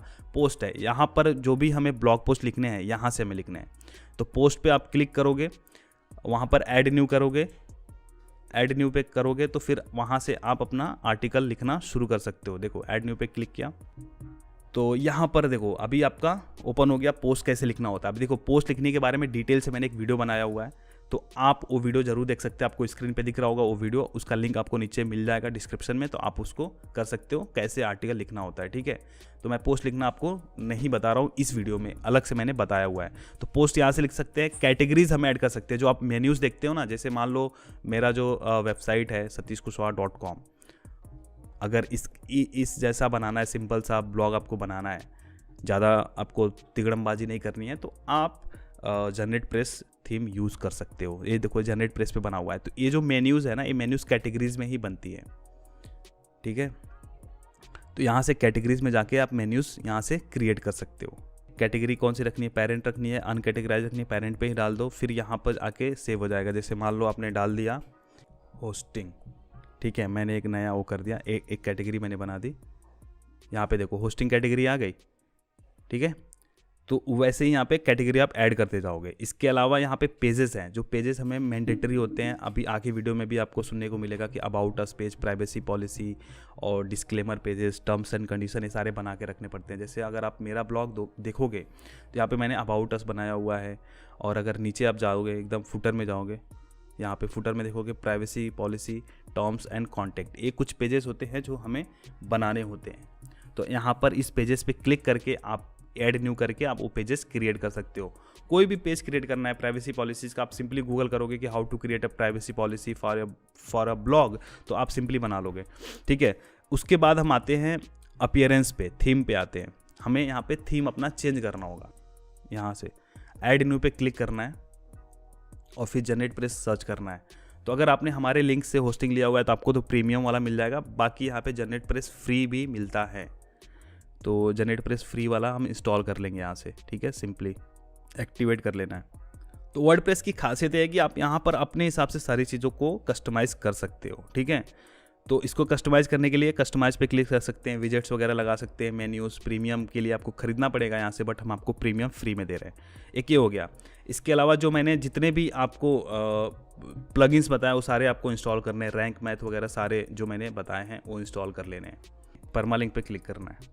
अब परमालिंक में कई बार क्या होता है कि लोग डेट वगैरह लगा देते हैं अपने वेबसाइट में, तो वहाँ पे आपको डेट नहीं लिखना है। सिंपली पोस्ट नेम वाला स्ट्रक्चर सबसे बेस्ट माना जाता है, तो पोस्ट नेम वाले स्ट्रक्चर को क्लिक करके यहाँ पे सेव चेंजेस पे क्लिक कर देना है। ये सबसे पहले ये सेटिंग्स कर लेनी है। ठीक है, इसके बाद अगर आपका ये ब्लॉग बन जाता है, अब आपको जो नेक्स्ट प्रोसेस करना होता है, आपको गूगल सर्च कंसोल में सबमिट करना होता है।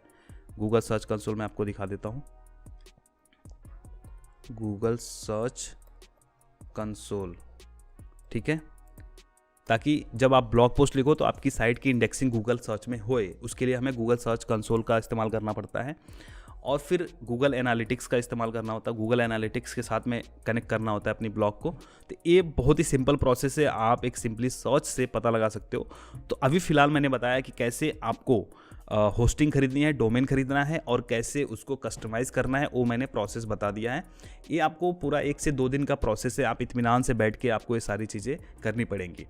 तो फिलहाल इस तरीके से आपका ब्लॉग रेडी हो जाता है। एक बार हम साइट विजिट कर लेते हैं। तो जब तक हम इस पे आर्टिकल नहीं लिखेंगे तब तक हमारे ब्लॉग का डिज़ाइन ऐसा ही दिखेगा। बाद में हम इसको कस्टमाइज़ कर सकते हैं। जब हम 1-2 आर्टिकल डालेंगे ना और मेन्यू वगैरह क्रिएट करेंगे तो हम इस तरह का अपना ब्लॉग बना सकते हैं। ठीक है, इस तरह का जैसे दिख रहा है। आप इससे भी बेहतरीन बना सकते हो अगर आपको होम पेज वगैरह डिज़ाइन करने आता है तो।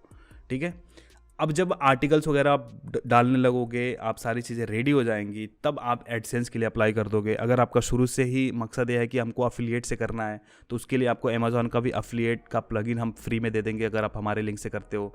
तो वो जो अफिलिएट वालों के लिए अमेज़ॉन का जो AAWP वाला जो प्लगइन है बहुत ही क्रूशियल है, बहुत ही शानदार प्लगइन है जो आपके काम आ सकता है।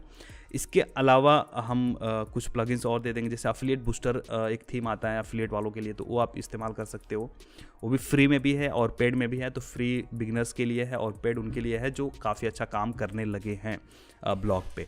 तो आपका शुरू से ही क्लियर होना चाहिए कि आप एक एडसेंस ब्लॉग बना रहे हो कि आप एक अफिलिएट ब्लॉग बना रहे हो। तो ये जो मेरा ब्लॉग है ये मिक्स है, मतलब एडसेंस भी है, अफिलिएट भी है। तो यहाँ से अफिलिएट इनकम भी होती है, एडसेंस इनकम भी होती है, ठीक है। अगर हम आपको मोटा मोटी इनकम के बारे में बताएं तो मेरा जो पहला इनकम था ब्लॉग से मेरे $127 के आसपास था। और अभी लास्ट मंथ का पेमेंट अगर मैं आपको दिखाना चाहूँ तो आप स्क्रीन पे देख सकते हैं, वो है अराउंड 4000 कुछ डॉलर का था जो हमारे ब्लॉग से आया था। तो अभी करंटली हम दो ब्लॉग पे ही काम कर रहे हैं और वहाँ से हमें इतनी इनकम हुई है। तो ये इनकम आने में थोड़ा सा टाइम लगा है, जैसे कि मैं जो पहला पेमेंट आया था लगभग 1.5 साल में, बट अगर आप अच्छे से मेहनत करोगे तो आप 6 महीने से लेके 1 साल के अंदर आप पहला $100 अर्न कर पाओगे। तो आइए अब वीडियो को आगे बढ़ते हैं कुशल अरोड़ा जी के साथ में। तो इस तरीके से आप अपना ब्लॉग तैयार कर सकते हो स्टेप बाय स्टेप फॉलो करके। डिस्क्रिप्शन में आपको इसका लिंक मिल जाएगा, वहाँ पर आपको थोड़ा सा डिस्काउंट भी मिल जाएगा अगर आप मेरे डिस्क्रिप्शन वाले लिंक से लेते हो। और अगर आप इनवॉइस हमें मैसेज करते हो तो आपको कुछ हम अपने तरफ से गुडीज़ भी देंगे, लाइक जैसे प्रीमियम थीम हो गए, प्लगइन्स हो गए, जो आपको फ्री में प्रोवाइड करेंगे। तो आपको बस करना होगा कि नीचे की ईमेल आईडी होगी, उस ईमेल आईडी पर आपको अपना इनवॉइस मेल करना होगा। लेने के बाद फिर आपको गुडीज़ मिल जाएगा। तो चलिए, अब ब्लॉग रेडी हो गया कुशल भाई, लोगों ने ब्लॉग बना लिया, अब इसके बाद का क्या प्रोसेस होता है? सो वर्डप्रेस सेटअप कर लेते हैं। तो वर्डप्रेस सेटअप में हमको बेसिकली थीम डालनी है, ठीक है। सेटअप में क्या क्या होता है मैं बता दूँ। थीम डालते हैं हम, प्लगइन्स डालते हैं, हम ब्लॉग की कैटेगरीज डिफाइन करते हैं, मेन्यू बनाते हैं, थोड़ा बहुत साइट को कस्टमाइज करते हैं, अपने अकॉर्डिंग थीम को कस्टमाइज करते हैं। सो ये सब आता है हमारे ब्लॉग सेटअप करने में। सो हम स्टार्ट करते हैं थीम डालने से। तो थीम में आप काफ़ी सारी फ्री वर्डप्रेस थीम्स अवेलेबल है। कुछ अच्छी फ्री वर्डप्रेस थीम्स का मैं नाम बताऊँ तो एक आती है स्कीमा आती है माई थीम शॉप से। स्कीमा अच्छी थीम है। उसके बाद आप वो यूज़ कर सकते हो, जनरेटप्रेस यूज़ कर सकते हो, वो काफ़ी अच्छी थीम है। उसके बाद आप कार्डियंस करके एक थीम आती है। इन तीन में से कोई भी आप थीम यूज़ कर सकते हो। थीम चूज़ करते वक्त हमको एक चीज़ का ध्यान रखना है कि वो थीम स्पीड ऑप्टिमाइज होनी चाहिए, लाइट वेट होनी चाहिए, ज़्यादा लाइट वेट। बिकॉज मैं आपको एक चीज़ बताता हूँ कि करंट डेट में गूगल के लिए अगर आपकी वेबसाइट स्लो लोड होती है, सो वो एक बहुत बड़ा ड्रॉबैक है।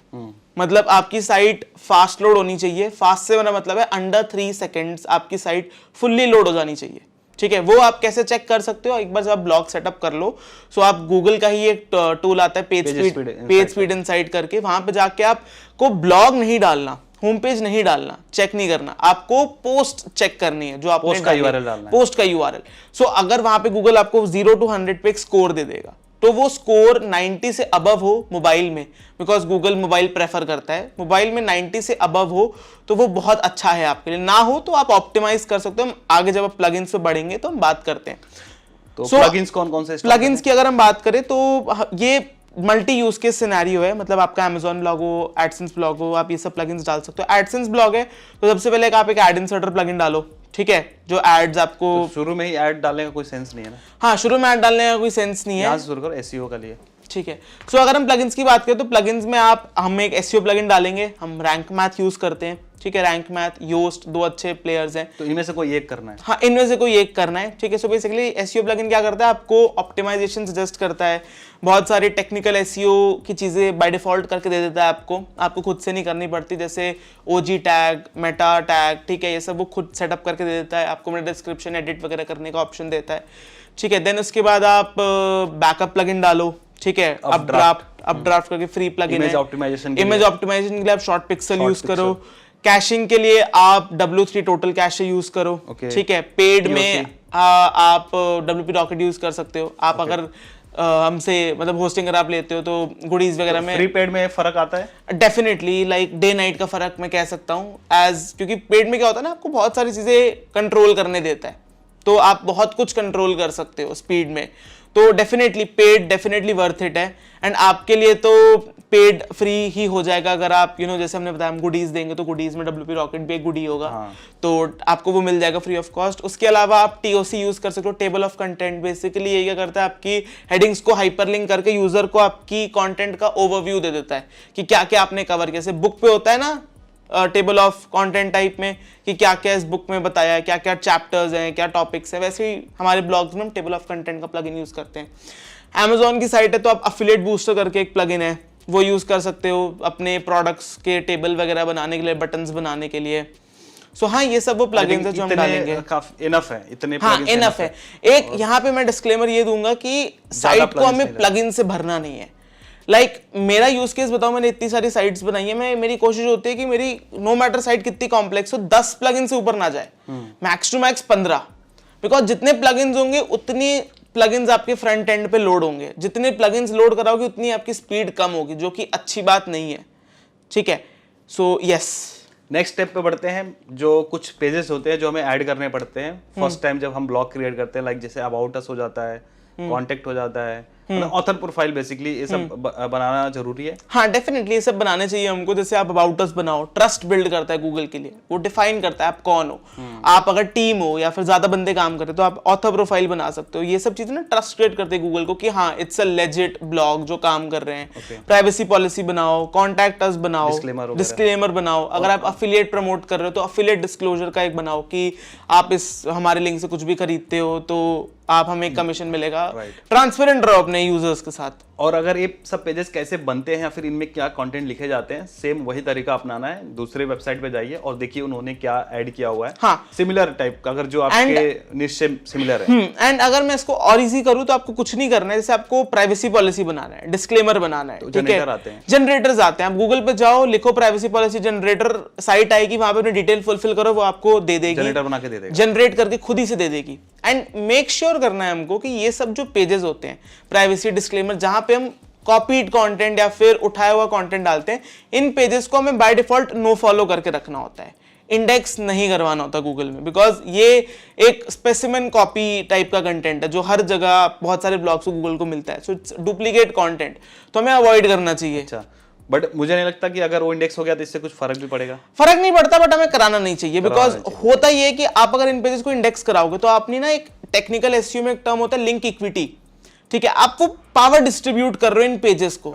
इनसे आपको कोई बेनिफिट नहीं होने वाला कभी भी, ठीक है। आप प्राइवेसी पॉलिसी अपने ब्लॉग की क्यों रैंक कराओगे? बट हाँ डेफिनेटली आप इनको अगर अपने मेन्यू में डाल रहे हो तो आपने, ये ऐसा हो गया ना जैसे आपने एक ब्लॉग बनाया, ठीक है, उस पर आप 100 लिंक्स बना रहे हो, आपने अब वहां पे मेन्यू में प्राइवेसी पॉलिसी डिस्क्लेमर दिया, तो वो 100 लिंक्स यहाँ पे भी फॉलो हो रहे हैं, वो पावर डिस्ट्रीब्यूट हो रही है, वो पावर आपकी कम हो रही है। आप वो क्यों करना चाहोगे? तो वो वेस्ट कर रहे हो। बढ़िया बढ़िया टिप था ये अरोड़ा जी की तरफ से, लाइक हो जाए इस बात के लिए। ओके, इसके बाद हम आते हैं ब्लॉग पोस्ट लिखने पर आते हैं। लाइक हमारा साइट ऑलमोस्ट रेडी हो गया है, तैयार हो चुका है, लॉन्च हो चुका है, अब आप उसको ओपन करके देख सकते हैं, बट वहां पर कुछ कंटेंट नहीं मिलेगा। तो अब हमें ब्लॉग पोस्ट लिखने हैं, तो कैसे शुरू करेंगे? ऑलराइट, सो जैसे हम यहाँ पे इस टॉपिक की बात कर रहे थे, MDRT इन LIC, ठीक है, ये टॉपिक हमें लिखना है। तो सबसे पहले तो हम कंटेंट का ओवरव्यू करते हैं। एक, अगर मैं आपको अपना फॉर्मेट बताऊं कि हमारे यहाँ कंटेंट कैसे लिखा जाता है, तो हम अपने राइटर्स को ये सजेस्ट करते हैं कि पहले तो कुछ चीज़ें हैं जो हम फॉलो करते हैं। हम पहली बात कंटेंट को गूगल डॉक्स में लिखवाते हैं, ठीक है, वहीं पे हम सारा एडिट वगैरह कराते हैं। गूगल डॉक्स पे आप ग्रामरली प्लगइन यूज करो, ठीक है, वो जो है आपकी ग्रामेटिकल मिस्टेक्स को ठीक कर देगा। प्लगइन आपको बताना चाहेंगे जो आप क्रोम एक्सटेंशन के थ्रू लगा सकते हो, ग्रामरली। हाँ जी, जिससे क्या होता है कि जब आप लिखते हो इंग्लिश में तो कभी कभी हम मिस्टेक करते हैं, ह्यूमन है भाई, मिस्टेक्स होते हैं, तो वो मिस्टेक्स आपको बताएगा कि यहाँ पे आपने मिस्टेक किया है, कहाँ पे कॉमा लगाना है, कहाँ पे फुल स्टॉप लगाना है, कोई स्पेलिंग मिस्टेक करते हो तो वहाँ पे भी आ जाएगा। तो काफी आपको हेल्प करेगा। आई थिंक ये फ्री है। हाँ फ्री है। हम ना सबसे पहले कंटेंट की एक स्ट्रक्चर रेडी करते हैं, हमें क्या क्या कवर करना है। जैसे हम MDRT इन LIC की बात कर रहे थे, पॉइंटर्स हम रेडी करते हैं, सब हेडिंग्स डिफाइन करते हैं कि क्या क्या हमें एक्सप्लेन करना है, बॉडी रेडी करते हैं उसकी, उसके बाद उसमें कंटेंट फिल इन करते जाते हैं, ठीक है। फिल करने के बाद हम उसको इधर लाते हैं, रैंक मैथ के थ्रू इसको SEO ऑप्टिमाइज करते हैं। SEO ऑप्टिमाइज से मेरा क्या मतलब है कि हम कीवर्ड्स डालते हैं, इमेजेस डालते हैं, इंटरनल लिंक करना, एक्सटर्नल लिंक करना, रिच कंटेंट डालना, जैसे इमेजेस डालना, YouTube वीडियोस का लिंक डालना। इमेजेस भी डाल रहे हैं तो वहां पे भी इमेजेस को खुद से बनाना, वहां पे भी करना होता है, इमेजेस को इमेजेस वगैरह लिखना पड़ता है। हाँ, जैसे मैं बताऊं तो इमेज का भी SEO कैसे करते हैं, ऑल टैग्स डालना होता है, टाइटल डालना होता है, ठीक है। एक सेकंड, मैंने इसके ऊपर वीडियो बनाया हुआ है, तो क्यों ना मैं लोगों से बोल दूं कि इस वीडियो को रेफर करें।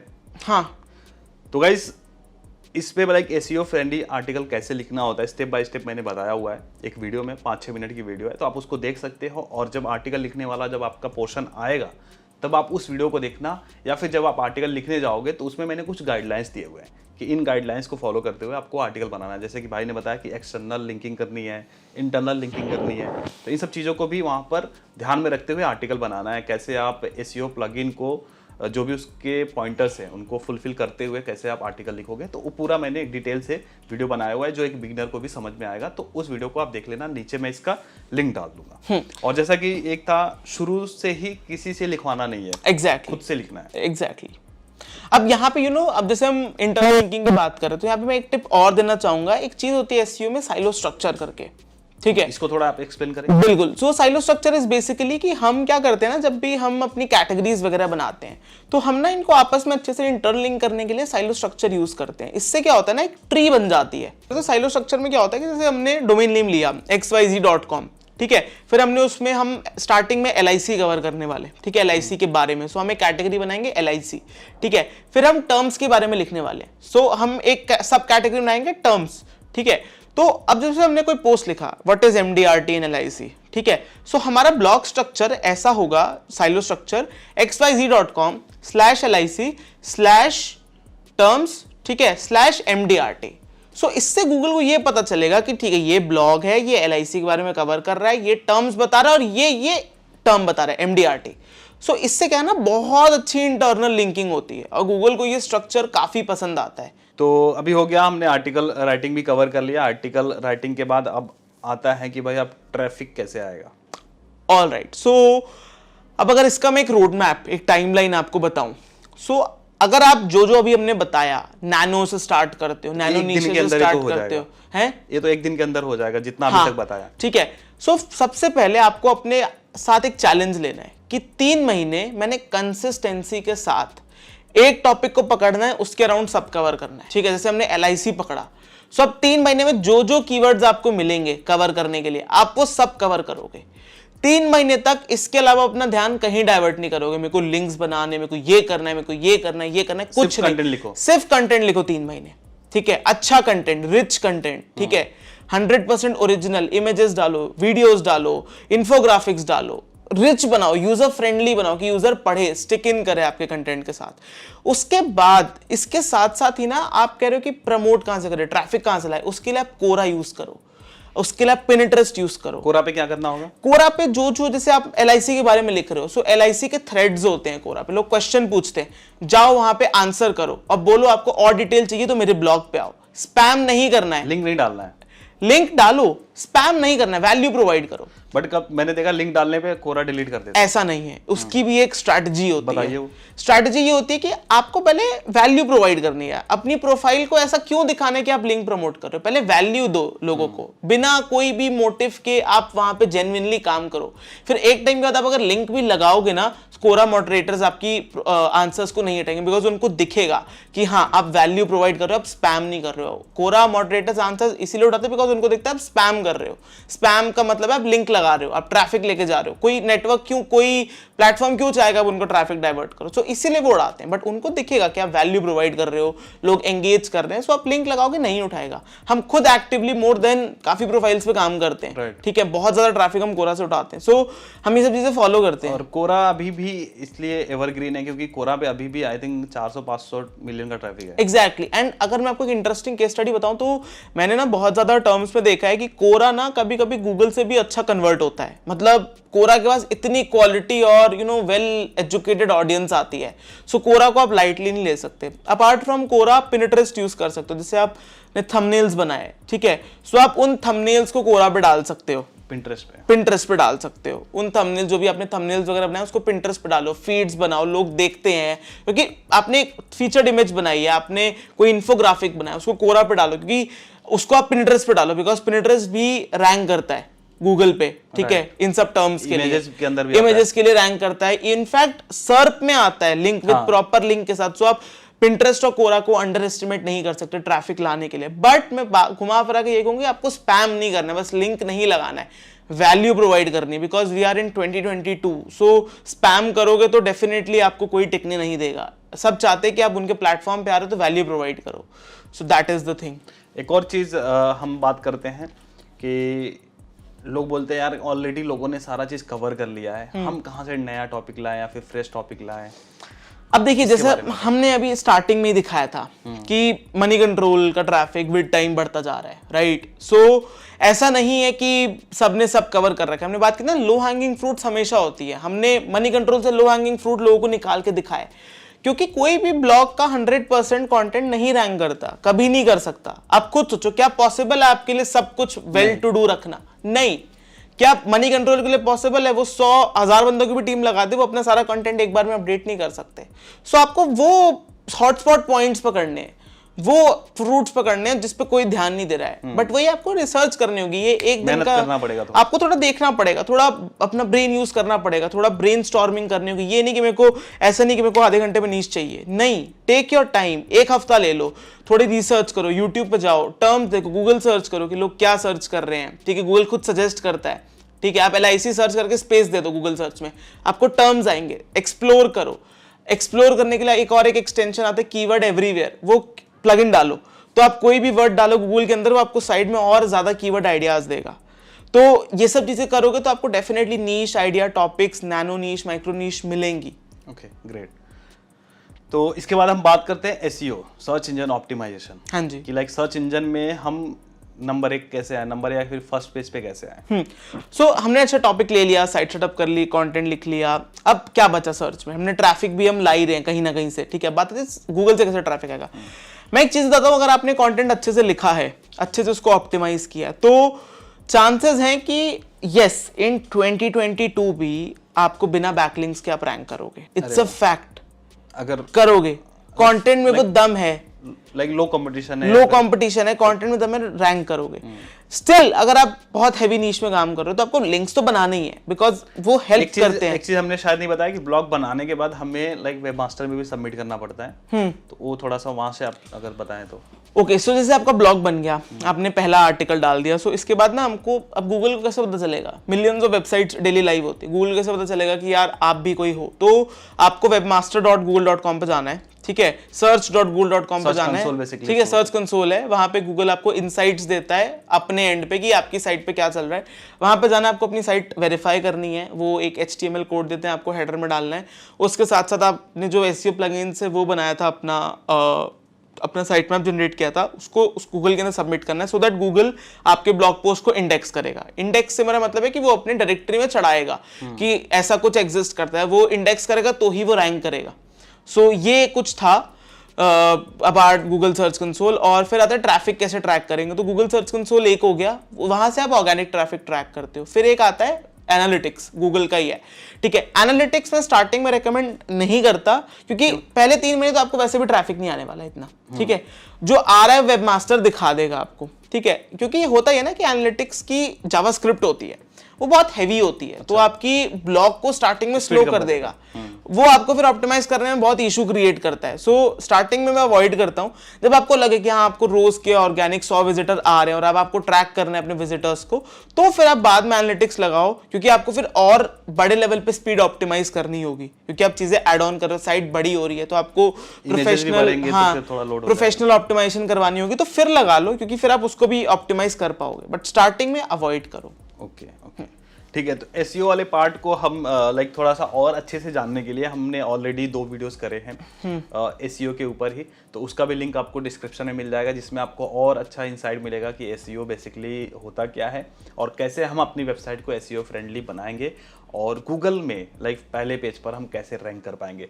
पहले पेज पर रैंक करने का जो सबसे पहला हमारा मेथड था कि आपको ऐसे कीवर्ड चूज करने हैं जिस पे ज़्यादा लोग ध्यान नहीं दे रहे हैं, जैसा कि कुशल जी ने पहले ही बताया। एंड उसके बाद भी जब हम आर्टिकल लिखते समय हमें ध्यान देना है कि किस तरीके से हमें कीवर्ड प्लेस करना है, ज़्यादा भी कीवर्ड नहीं डालने हैं। तो वो SEO फ्रेंडली जब आर्टिकल आप लिखोगे, वो जो मैंने वीडियो बताया उसको देखने के बाद, तो आपका ऑटोमेटिकली वो रैंक होने लायक होगा और वो रैंक होगा, ठीक है?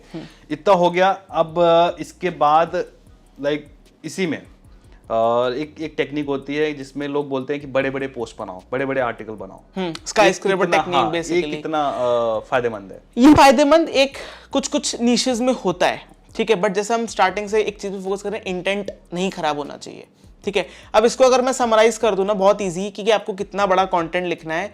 टॉप 5 पेजेस का आप एवरेज वर्ड काउंट निकाल लो, उसके हिसाब से आप 10-20% इंफॉर्मेशन ऐड ऑन कर सकते हो इफ रिक्वायर्ड। इफ नॉट तो वो आप एवरेज वर्ड काउंट पर स्टिक करके अपना कंटेंट बनाओ, ज्यादा इमेजेस ऐड करो, इजी रखो, इमेजेस के साथ साथ अपने पैराग्राफ्स को छोटा रखो, ठीक है, और पैराग्राफ्स के साथ सब हेडिंग्स का काफी यूज करो, H3s H4s का यूज करो कंटेंट में, ठीक है, बिकॉज वो हेल्प करता है गूगल को स्निपेट दिखाने में, बिकॉज पैराग्राफ जितने बड़े होंगे गूगल उसको स्निपेट में नहीं दिखाएगा, ठीक है। पैराग्राफ को छोटे रखने की कोशिश करो, 4 पैराग्राफ से एक्सीड मत करो अपना कंटेंट, ठीक है। कोई भी सब हेडिंग्स को, कंटेंट को सब हेडिंग्स में डिवाइड करें, तो ये सब चीजें हम करेंगे तो हाँ डेफिनेटली हमारा जो कंटेंट है वो अच्छा रैंक करेगा। और जैसा आपने कहा था कितना बड़ा कंटेंट होना चाहिए, बड़ा कंटेंट क्या बेटर रैंक करता है, हर केस में नहीं, कुछ कुछ केसेस में करता है, तो वो आप कैसे डिफाइन करोगे, एवरेज वर्ड काउंट निकालो, देखो आप कितना लिख पा रहे हो उस इंफॉर्मेशन के अराउंड, फिर देखो क्या कुछ मिस आउट हो रहा है, क्या कुछ आप एड ऑन डाल सकते हो जो वैल्यू प्रोवाइड करेगा, जो हुक क्रिएट करेगा, अगर हाँ तो डेफिनेटली आप उसको एड ऑन कर सकते हो। एक और चीज आता है प्लेजियरिज्म, प्लेगरिज्म मैटर करता है? यस इट डज, कुछ कुछ नीशेस में हाई क्वालिटी कंटेंट मैटर करता है, बट कुछ कुछ नीशेस में ये बिल्कुल भी रेलेवेंट नहीं है। So it depends on niche to niche. Like लोग बोलते हैं कि कितना % मैच हो जाएगा तो आर्टिकल डालने लायक नहीं है। यार अब जैसे मैं आपको एक एग्जांपल दूं, आप लैपटॉप्स के ऊपर लिख रहे हो, अब जैसे ये मैकबुक है, ठीक है, तो अगर मैकबुक के अंदर 13 इंच की स्क्रीन है तो वो 13 इंच की ही रहेगी, दैट्स अ यूनिवर्सल फैक्ट। फिर न्यूज़ इतने सारे आते हैं। हाँ ठीक है, तो गूगल को पता है कि what are the common terms, ठीक है, आपको लैंग्वेज बदलनी है, फैक्ट्स नहीं बदलने।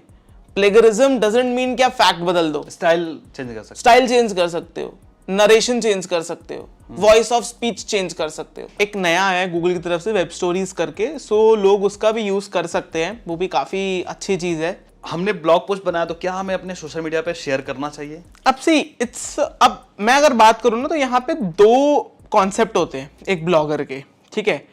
एक कॉन्सेप्ट होता है कि आप एक ब्रांड बिल्ड कर रहे हो, तो आप अपनी ऑडियंस बनाना चाहते हो, मल्टीपल प्रेजेंस बनाना चाहते हो, फेसबुक, इंस्टा, ट्विटर, XYZ जगह पे। फिर एक कॉन्सेप्ट होता है चर्न बर्न वाला, कि आप आए, आपने पैसा लगाया, आपने पैसे कमाए, आप चले गए।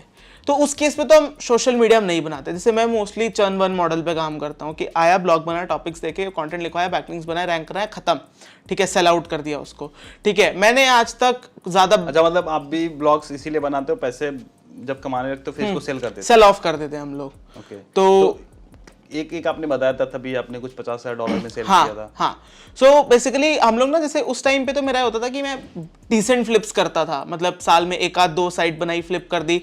अब क्या है कि हम लोग हर क्वार्टर 5, 6, 7, 8 साइट्स निकालते हैं, तो जो भी हम एवरेज सेलिंग प्राइस क्या होती है $5,000 to $6,000 सेल करने का? हाँ, सेलिंग प्राइस। तो कितनी अर्निंग रहती है उस पे मतलब एनी, जैसे हमने कहा 100 साइट्स का नेटवर्क है, तो अब हर साइट तो $1,000 कमा नहीं सकती, तो एक मिनिमम फिगर $100 होता है, मतलब $100, $50 डिपेंडिंग। इससे कभी कभी क्या होता है ना कि हम कुछ नीशेस ट्राई करते हैं, वो वर्कआउट नहीं करती, या फिर वो बहुत पोटेंशियल मांगती है, तो जितना भी वो बना रही होती है हम एक एग्जिट ले लेते हैं एक डिसेंट ROI के ऊपर। से हमने $2,000 लगाया, हमको $7-8,000 की फ्लिप हो रही है, तो हम फ्लिप कर देते हैं। इन द मीन टाइम बड़े ब्लॉग्स पे भी काम चलता रहता है, जो हम डिसेंट फिगर में फ्लिप करते हैं $50,000-60,000 के आसपास। बढ़िया। तो जैसे अरोड़ा जी ने बताया कि हमें उस तरह के ब्लॉग पोस्ट को शेयर करना चाहिए अगर लगता है कि सोशल मीडिया पे उसकी ऑडियंस है। एग्जैक्टली, उनके पास शेयर करो, अदरवाइज ऑर्गेनिक चलने दो। ऑर्गेनिक में काफी पोटेंशियल है, शेयरिंग करने के लिए Quora, Pinterest, web stories more than enough है। एक और टर्म बहुत ज्यादा यूज होता है, बैकलिंक। हाँ जी, इसके बारे में आप थोड़ा फोकस डालिए। सो जब हम SEO की बात करते हैं, SEO 3 पार्ट्स में डिवाइडेड होता है, on page, of page, technical, ठीक है। सो अगर ऑन पेज हमने बता दिया है, जो भी आप लिखोगे, जैसे साइट रखोगे, टेक्निकल हो गया, स्पीड, अपना स्पीड हो गया, फिर साइट की लुक, फील, कितनी जल्दी लोड अप हो रही है, ठीक है, ब्रेड क्रम्स वगैरह, ये सब टेक्निकल SEO में आ गया, स्कीमा पुटअप करना, ठीक है। देन उसके बाद आता है ऑफ पेज। ऑफ पेज में क्या होता है, हम बैकलिंक्स बनाते हैं। बैकलिंक्स से मेरा मतलब है कि दूसरी साइट्स आपको रेफर करती है, तो गूगल को वो ट्रस्ट फैक्टर बनाने में हेल्प करता है। इट इज लाइक जैसे आप मेरे को रेफर कर रहे हो, सो लोग शायद मेरे पे ट्रस्ट करेंगे कि हाँ, अगर सतीश ने इसको फीचर किया तो ये सम अथॉरिटी कुछ होल्ड अप करता है। तो ऐसे ही अगर satishkushwaha.com kushalarora.in को लिंक करेगा तो वो एक बैकलिंक हुआ, एक लिंक हुआ जो आप मेरे को दे रहे हो, रेफर कर रहे हो। सो हाँ, बैकलिंक्स इज अ थिंग जिससे जो हम SEO में करते हैं अपनी रैंकिंग इंक्रीज करने के लिए, ब्लॉग की अथॉरिटी वगैरह बिल्ड करने के लिए। अब आप पूछोगे कि ये कैसे कर सकते हैं। जैसे हमने पहले बात की थी, सबसे सिंपल अप्रोच होती है just look at your competitor, वो क्या कर रहा है। सेम Ahrefs में हम जाएंगे, जैसे हमने देखा था कि साइट एक्सप्लोरर करके एक फीचर होता है, वहां पे बैकलिंक्स का एक सेक्शन होता है, बैकलिंक्स पे जाएंगे, 1 बाय 1 करके हम उन बैकलिंक्स को देख सकते हैं, ठीक है। सो दिस इज हाउ आप बैकलिंक्स बना सकते हो। कॉम्पिटिटर के पास जाओ, Ahrefs में डालो, ठीक है, जैसे मैंने करके दिखाया था। उसने कहाँ पे बनाया है वो चेक करो, वो चेक करो, देखो आप उसको बना सकते हो नहीं बना सकते हो। जैसे इसकी भी ना काफी क्लासिफिकेशंस होती हैं कि एक होते हैं फ्री लिंक्स जो हम खुद से बना सकते हैं, एक होते हैं पेड लिंक्स, गेस्ट पोस्ट करना। फ्री लिंक कैसे बना सकते फ्री लिंक जैसे सपोज करिए वो कोई फोरम है, कोरा एक फोरम है, तो कोरा पे आप इजीली साइन अप करके बना सकते हो, ठीक है। वैसे ही blogger.com एक फोरम है, आप जाके वहां पे लिंक अपना क्रिएट कर सकते हो। ऐसे ही प्रोफाइल्स होती हैं, वेब डायरेक्टरीज होती हैं, ठीक है, वहां पे जाके आप इजीली साइन अप करके अपना लिंक प्लेस कर सकते हो। So this is how backlinks बनाते हो। और जैसा कि आपने बताया था कि 3 महीने के बाद आपको बैकलिंक का काम करना है। हाँ एग्जैक्टली, जैसे मैं बता रहा था कि बैकलिंक्स जो है ना वो ऐसा प्रोसेस है कि अगर आपने अच्छा ऑन पेज किया है, सो आपको फर्स्ट प्लेस पे बैकलिंक बनाने की शायद जरूरत ही ना पड़े, लोग आपको रेफर करने लगेंगे नेचुरली, क्योंकि ये तो आप फोर्स कर रहे हो ना। शायद उस आपको जरूरत ना पड़े, आप नंबर 1 रैंक कर रहे हो, तो मैं अपने आर्टिकल से नंबर 1 को लिंक देना क्यों नहीं पसंद करूंगा। अगर आप रेलेवेंट हो किसी चीज पर तो नेचुरली भी लिंक्स आते हैं, हम हमेशा खुद नहीं बनाते। तो आप अच्छे कंटेंट पे काम करो, लोग आपको खुद रेफर करेंगे, क्योंकि तरीका वही है। हम फोर्स करते हैं वो ठीक है, दैट्स फाइन, करना पड़ता है। तो कहने का मतलब जो सबसे बेस्ट तरीका है गेस्ट पोस्ट बैकलिंक बनाने का, गेस्ट पोस्ट, आउटरीच, ठीक है। अब guest post is a type of outreach. जैसे मैं आपके पास आउटरीच करने आऊंगा कि क्या सतीश कुशवाहा आप मेरी साइट को लिंक देना पसंद करोगे, तो आप कहोगे हाँ ठीक है मैं दे दूंगा, तो बदले में आप मेरे से एक आर्टिकल मांग सकते हो, 2 आर्टिकल मांग सकते हो, कुछ पैसे मांग सकते हो, या कंप्लीटली फ्री ऑफ कॉस्ट, तो डिपेंडिंग अपॉन क्या वैल्यू मैं आपको प्रोवाइड कर रहा हूँ। ओके ठीक है। आई होप आपको क्लियर हो गया रहेगा कि बैकलिंक कैसे बनाते हैं। अगर आपको और ज़्यादा जानकारी चाहिए तो आप गूगल करोगे कि बैकलिंक कैसे बनाते हैं, इसके बारे में काफ़ी अच्छे से आर्टिकल आपको मिल जाएंगे, जिससे आपको समझ में आ जाएगा।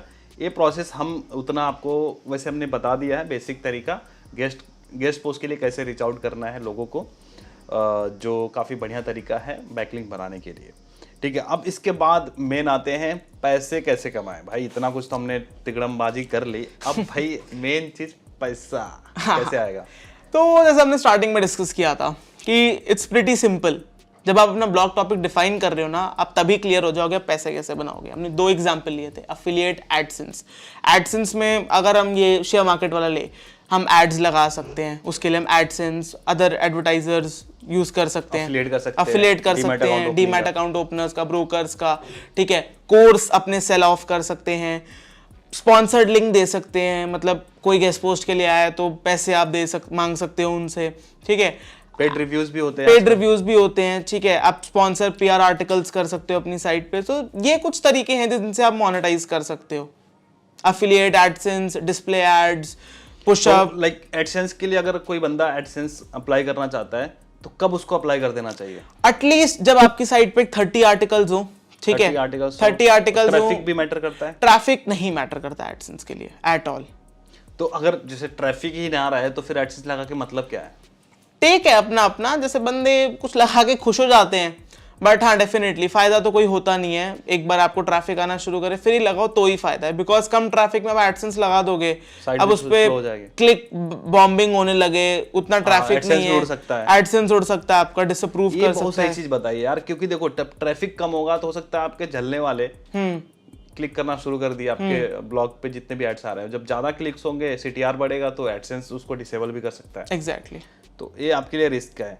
तो ऐसे में जैसा कि अरोड़ा जी ने बताया, ट्रैफिक थोड़ा आए उसके बाद आप अप्लाई करो, और ट्रैफिक आने के बाद ही आपको कमाई होगी। तो पहला फोकस आपको होना चाहिए क्वालिटी कंटेंट पे, ट्रैफिक लाने पे। इवन जैसे 3 महीना हो जाने के बाद आपको पुराने जो ये 3 महीना पुराना जो कंटेंट हो गया उसको अपडेट करो। हाँ, बिकॉज अब हाँ हम इस पे आते हैं कि लोग क्या करते हैं ना, कंटेंट लिख दिया छोड़ दिया, ठीक है। होता क्या, विद टाइम चीजें चेंज होती हैं, और हम बार बार कीवर्ड इंटेंट की बात कर रहे थे। कीवर्ड का इंटेंट भी चेंज होता है, टॉपिक्स ऐड ऑन होते हैं, इंफॉर्मेशन चेंज होती है। तो विद टाइम आपको कंटेंट भी अपडेट करते रहना है, क्योंकि आपको गूगल के सामने हमेशा रेलेवेंट रहने के लिए अपने कंटेंट को टाइम पे अपडेट करना चाहिए। अच्छा होता है, एसईओ में काफी बेनिफिट मिलता है। और अपडेट का मतलब सिर्फ ये नहीं कि आपको कंटेंट एडिशन करना है, कुछ हटा सकते हो, कुछ नया ऐड कर सकते हो। तो ये सब कुछ चीजें हैं जो लोग मिस आउट कर देते हैं, बट करनी नहीं चाहिए। ओके लाइक, और इसके लिए आप हेल्प ले सकते हो सर्च कंसोल का, जहाँ पे आपको पता चल सकता है कि कौन से कीवर्ड पे आपकी क्या पोजीशन है। हाँ। जिससे आप पोजीशन को और बेटर करने के लिए उसमें कंटेंट ऐड करोगे तो बेटर हो जाएगा। इवन आप ये भी देख सकते हो कि जो ऊपर रैंक कर रहे हैं उन लोगों ने ऐसा क्या किया है कि उनका ऊपर आ रहा है। एग्जैक्टली। एंड अगेन आप वहां पर खेल सकते हो। हाँ, अब जैसे आपने सर्च कंसोल का दिया था एग्जांपल, अब मैं बहुत अच्छी एक टिप अगर देना चाहूँ, सपोज करिए आपका कोई कीवर्ड रैंक कर रहा है, ठीक है, तो अब एक आर्टिकल कई सारे कीवर्ड्स के लिए रैंक करता है, तो गूगल आपको क्वेरीज दिखाता है कि क्या क्या क्वेरीज पे आप आ रहे हो, ठीक है, किस पोजीशन पे आ रहे हो। तो आप क्या कर सकते हो, कंटेंट अपडेट करने के टाइम पे उन क्वेरीज को देखो, उन कीवर्ड्स को देखो और ट्राई करो उसको अपने ब्लॉग में और अच्छे से इंक्लूड करना in terms of heading, paragraph, सब पैराग्राफ। तो इससे क्या है कि आप उस कीवर्ड के लिए आपकी रैंकिंग बढ़ेगी, उस कीवर्ड के लिए रैंकिंग बढ़ेगी तो अल्टीमेटली आपका ट्रैफिक भी बढ़ेगा।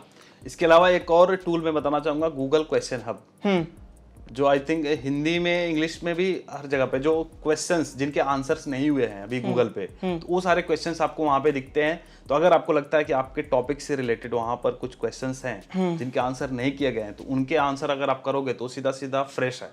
और जब किसी ने नहीं किया है और आपने किया और वहां पर आपको अपना आंसर सबमिट कर देना, अपना लिंक सबमिट कर देना है उस आंसर को अपने आर्टिकल में ऐड करने के बाद, तो फिर आपका आर्टिकल वहां पर रैंक होने लगेगा। और ये भी एक तरीका है काफी अच्छा ट्रैफिक लाने का। गूगल क्वेश्चन हब नाम है इसका, वहां पर साइन अप जरूर करना आप और उसका फायदा आप उठा सकते हो। ओके, सो जैसे हमने कंटेंट मोनेटाइजेशन की बात की थी, तो एक चीज मैं बताना चाहूंगा एक एज अ डिस्क्लेमर कि जब भी हम कोई भी एफिलिएट वगैरह यूज करते हैं ना, तो हमें इंपॉर्टेंट होता है अपने यूजर्स को एक नोटिस देना कि इस पेज पे एफिलिएट कंटेंट है। सो जब भी हर एक पोस्ट पे देना पड़ेगा या फिर कहीं हमने कहीं भी, जैसे आप फुटर में लगाओगे तो वो ऑल अक्रॉस आपकी साइट शो होगा। फुटर में लगा सकते हो, प्लगइन्स आते हैं कि वो आपके कंटेंट स्टार्ट होने से पहले एक नोटिस दिखा देगा। वो आपका टेक है, मैं फुटर प्रेफर करता हूँ, फुटर में ही मैं लगा देता हूँ this site contains affiliate links, that's all, और आगे एफिलिएट डिस्क्लोजर पेज को लिंक कर देते हैं। अच्छा अरोड़ा जी, एक और बात बताइए, बहुत सारे लोग बोलते हैं कि फ्री ट्रैफिक लीजिए, ट्रैफिक एक्सचेंज वाली साइट्स होती हैं बहुत सारी, जहाँ पे आपको कुछ पैसे देने होते हैं या फिर वहाँ पे कुछ वेबसाइट्स लिस्ट होती है, उनको ओपन करके चेक करना होता है। तो आपको कुछ पॉइंट्स मिलते हैं, फिर उन पॉइंट्स के बदले आपको ट्रैफिक मिलता है। तो क्या ये सही तरीका है? नो, नॉट एट ऑल, क्योंकि यूजर इंटेंट फुलफिल नहीं हो रहा है, जो बंदा आ रहा है उसको कोई मतलब नहीं है। So it is like completely, जब आप एसईओ कर रहे हो ना, तो आप बस एसईओ पे ध्यान दो। ये सब शॉर्टकट मेथड में कुछ नहीं मिलेगा आपको, ठीक है। आप फोकस करो गुड कंटेंट क्रिएशन पे, बिकॉज 99% लोग ना कंटेंट क्रिएशन को छोड़ के सब करते हैं एसईओ में। और सबसे जरूरी बात है कि आपको अपना फोकस बना के रखना है। अगर आप एक ब्लॉग शुरू करते हो ना, तो उस पर अपना फोकस बनाओ एटलीस्ट 1 साल के लिए। उस 1 साल में आपको यूट्यूब नहीं करना, NFT, जैसे NFT ट्रेंडिंग है, लोग NFT भी कर रहे हैं, क्रिप्टो भी कर रहे हैं, ट्रेडिंग भी कर रहे हैं, सब करना है उनको। कुछ भी स्टार्ट करो, पहले उसके बारे में ऑल इन ऑल सब नॉलेज लो, उसको प्रैक्टिकली इंप्लीमेंट करो, उस पर कंसिस्टेंसी के साथ 1 साल 2 साल दो अपने। तो कुशल भाई, इतना कुछ बता दिया आपने, अब मैं चाहता हूँ जरा सा आप मोटिवेशन के लिए बताया हमारी ऑडियंस को। अभी आपकी उम्र है 20 साल। हाँ जी। और आप पिछले 5 सालों से ब्लॉगिंग कर रहे हैं जी। और आपने बहुत सारी साइट्स को सेल भी किया है, बहुत सारे ब्लॉग्स को सेल किया है। तो मोटिवेशन के लिए बताइए कि आपने जो ब्लॉग बेचा था उसमें सबसे हाईएस्ट अमाउंट कौन सा था? $70,000। $70,000, जो इंडियन रुपीज में होते हैं 50 लाख रुपए। हाँ। भाई उम्र है 20 साल, क्या करो कितने पैसों का? सब मोह है। मतलब भाई कमाल कर रहे हैं जो भी है, और इनकी मेहनत है, लगन है, और जो एंथुसियाज्म है ब्लॉगिंग के प्रति, इन सब चीज़ों के प्रति, इंटरनेट के प्रति। इवन इन्होंने शुरू कैसे किया था इसका हमने वीडियो बनाया है जो हमारे चैनल पर है, तो उसका आप लिंक आपको मिल जाएगा नीचे डिस्क्रिप्शन में, और आप देख सकते हैं और आपको ज़रूर इंस्पिरेशन मिलेगी। क्योंकि उस टाइम पे अभी स्कूल जाते थे, अभी ये कॉलेज में है। कॉलेज में क्या कर रहे हो अभी? अभी मैं बीकॉम कर रहा हूँ। बीकॉम थर्ड ईयर में हूँ, economics from DU Khalsa college north campus. एक भी दिन स्कूल नहीं गया भैया? ऑनलाइन चल रहा है, कॉलेज नहीं गए हैं जब। तो लाइक काफ़ी कमाल है और काफ़ी चीज़ें कर रहे हैं, और इन्हीं सब चीज़ों में करियर बनाया इन्होंने काफ़ी अच्छे से। इवन बहुत सारे लोगों को जॉब भी दिया है, मतलब इनके साथ काफ़ी लोग काम करते हैं। कितने लोग हैं भाई? अप्रोक्सीमेटली 15, मतलब 20 साल के हैं, 15 लोग काम करते हैं इनके साथ में।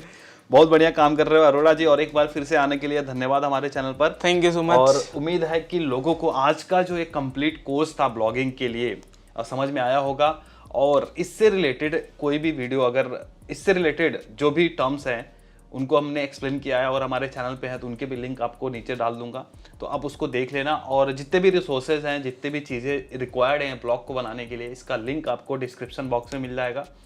तो आप स्टेप बाय स्टेप फॉलो करके आप अपना ब्लॉग क्रिएट कर सकते हो और पैसे कमाओगे एक टाइम के बाद। शुरू में तो नहीं, बट एक टाइम के बाद आप पैसे कमाना शुरू कर दोगे और एक करियर भी बना सकते हैं अगर आपने अच्छे से काम कंसिस्टेंसी के साथ काम किया तो।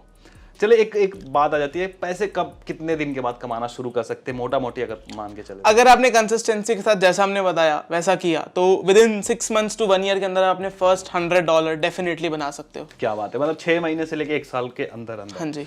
तो थैंक यू सो मच। और अगर आप यहाँ तक वीडियो देख रहे हैं तो दावे के साथ कह सकता हूँ आप अपने लाइफ में सफल जरूर होंगे, क्योंकि आपके अंदर क्षमता है कंसंट्रेशन की और चीज़ों पर फोकस कर पाने की, जो आपके सक्सेस में कहीं ना कहीं हेल्प करेगी। तो जाते जाते मैं कहना चाहूँगा अरोड़ा जी से, आप कोई अपने तरफ से 3 टिप्स देना चाहेंगे हमारी ऑडियंस को? किसी भी फील्ड से रिलेटेड हो सकता है। Number 1 thing is consistency. ठीक है, ये सबसे ज़्यादा अंडररेटेड चीज़ है। ठीक है, और लोग अक्सर ना कंसिस्टेंट नहीं होते हैं, कभी भी कुछ भी करने लग जाते हैं। 2 महीना यही किया, फिर इस पे जंप हो गए, उस पे जंप हो गए। दूसरी चीज़ होगी कि आप हमेशा लर्न करते रहना न्यू चीज़ें। ठीक है, बिकॉज हम ना कभी कभी क्या होता है कि एक चीज़ के पीछे जब लग जाते हैं तो हम चीज़ों के बारे में सीखना छोड़ देते हैं, लर्निंग कर्व अपना थोड़ा डाउन ले जाते हैं। वैसा नहीं करना चाहिए, हमको हमेशा नई चीज़ें सीखनी रहनी चाहिए, अपने आप को अपडेटेड रखना चाहिए चीज़ों के साथ जो भी हमारे इंडस्ट्री के अक्रॉस हो रही है। And third thing would be कि नेटवर्क। क्या बात है, नेटवर्किंग। बिकॉज जो जैसे मैं अगर जहां पर भी आज हूं तो मैं उसमें ना बहुत बड़ा पार्ट अपनी नेटवर्किंग को देता हूं। ठीक है, because networking is always an underrated thing, जो लोग बहुत ज्यादा अंडररेट करते हैं कि यार नेटवर्किंग से कुछ नहीं होता, टाइम वेस्ट होता है। मेरा भी हुआ है। मैं अगर आज नहीं यार, ऐसा नहीं है कि नेटवर्किंग से कुछ नहीं होता। हाँ, वही है, नेटवर्किंग से बहुत कुछ होता है। मैं जानता हूँ, 2.5 साल पहले मैं मिला था, 2.5 साल पहले अरोड़ा जी से, और तब एक बच्चे जैसे थे और अभी मतलब यार कमाल कर रहे हैं। तो और मुझे भी पता है कि अभी इंडस्ट्री में, ब्लॉगिंग इंडस्ट्री में इनको कौन नहीं जानता होगा, हर कोई जानता है। कुशल अरोड़ा का नाम मतलब ब्लॉगिंग इंडस्ट्री में एकदम प्रो जो लिस्ट होता है ना, उनमें आता है। नहीं ऐसा तो नहीं, सब नेटवर्किंग के बदौलत है। हाँ, मतलब मैं प्रो अपने आप को कंसिडर नहीं करता, मैं जस्ट एक प्रैक्टिशनर हूँ। द ओनली थिंग इज कि ये बड़े बड़े लोगों से इन्होंने सीखा है कि हमें बात करते समय कैसे अपने आप को कैसे लाना चाहिए लोगों के बीच में। तो एक बड़प्पन होने के लिए बोल देते हैं प्रैक्टिशनर हूँ अभी। नहीं, बिकॉज देखिए, आप कभी भी किसी चीज में एक्सपर्ट नहीं हो सकते, हमेशा वो समथिंग आपके पास होगा कुछ नया लर्न करने के लिए। बिल्कुल बिल्कुल। तो अब जैसे हमेशा चीजें अपडेट होती रहती है, मैं अपने आपको एक्सपर्ट कैसे कह दूं अगर मैं अपडेट नहीं रखूंगा? तो I am just a practitioner. धीरे धीरे स्पीकर भी बन जाएंगे अरोड़ा जी। ओके, तो भाई को आप फॉलो कर सकते हैं, इनका नीचे डिस्क्रिप्शन में मैं लिंक डाल दूंगा इंस्टाग्राम का। जो भी कुछ पूछना होगा पर्सनली पूछ सकते हो, अगर भाई फ्री रहेंगे कभी तो आपको बता देंगे, रिप्लाई कर देंगे। और इवन भाई की 2 एजेंसी चलती हैं। हाँ जी। तो उससे रिलेटेड किसी को अगर कोई काम हो तो इनको कांटेक्ट कर सकता है। Definitely। जरा बताइए आप जो काम है आपके। जैसे मैंने बताया, हम 2 एजेंसीज के साथ काम करते, मैं 2 एजेंसीज में भी को फाउंडर हूँ। एक में हम कंटेंट प्रोवाइड करते हैं। ठीक है, even though we don't recommend content writing in first place. शायद हो सकता है कोई बिगिनर ये वीडियो ना देख रहा हो। हाँ, जो ठीक है, जिनको जरूरत है, जो लग रहा है स्केल अप करना चाहते हैं, हम उनको उनके ब्लॉग्स चीजें ग्रो अप करने में हेल्प कर सकते हैं। किसी को ऑल टुगेदर कुछ भी डिजिटल मार्केटिंग, अपने आप को मार्केट कराने के लिए कुछ भी चाहिए, so we have all the solutions for it. तो दोस्तों फिलहाल के लिए इस वीडियो में इतना ही। उम्मीद है कि आपको आज का वीडियो पसंद आया होगा। पसंद आया तो इसको लाइक करें और साथ ही साथ इस वीडियो को शेयर करें। और जिसको भी ब्लॉगिंग से रिलेटेड कोर्स ढूंढ रहा है फ्री में, ऑफ कोर्स ये बिल्कुल फ्री है, तो उसको ये वीडियो जरूर शेयर करिए। और इस चैनल को सब्सक्राइब करिए अगर आप पहली बार आ रहे हैं तो, क्योंकि मैं यहाँ पर ऐसे ही मनी मेकिंग से रिलेटेड वीडियोस लेके आता रहता हूँ, एकदम फुल फ्री में और एकदम फुल डेप्थ में।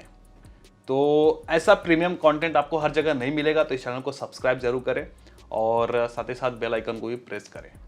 तो दोस्तों फिलहाल के लिए इस वीडियो में इतना ही। मिलते हैं किसी और धमाकेदार वीडियो में, तब तक के लिए आप जहां भी रहो मचाते रहो।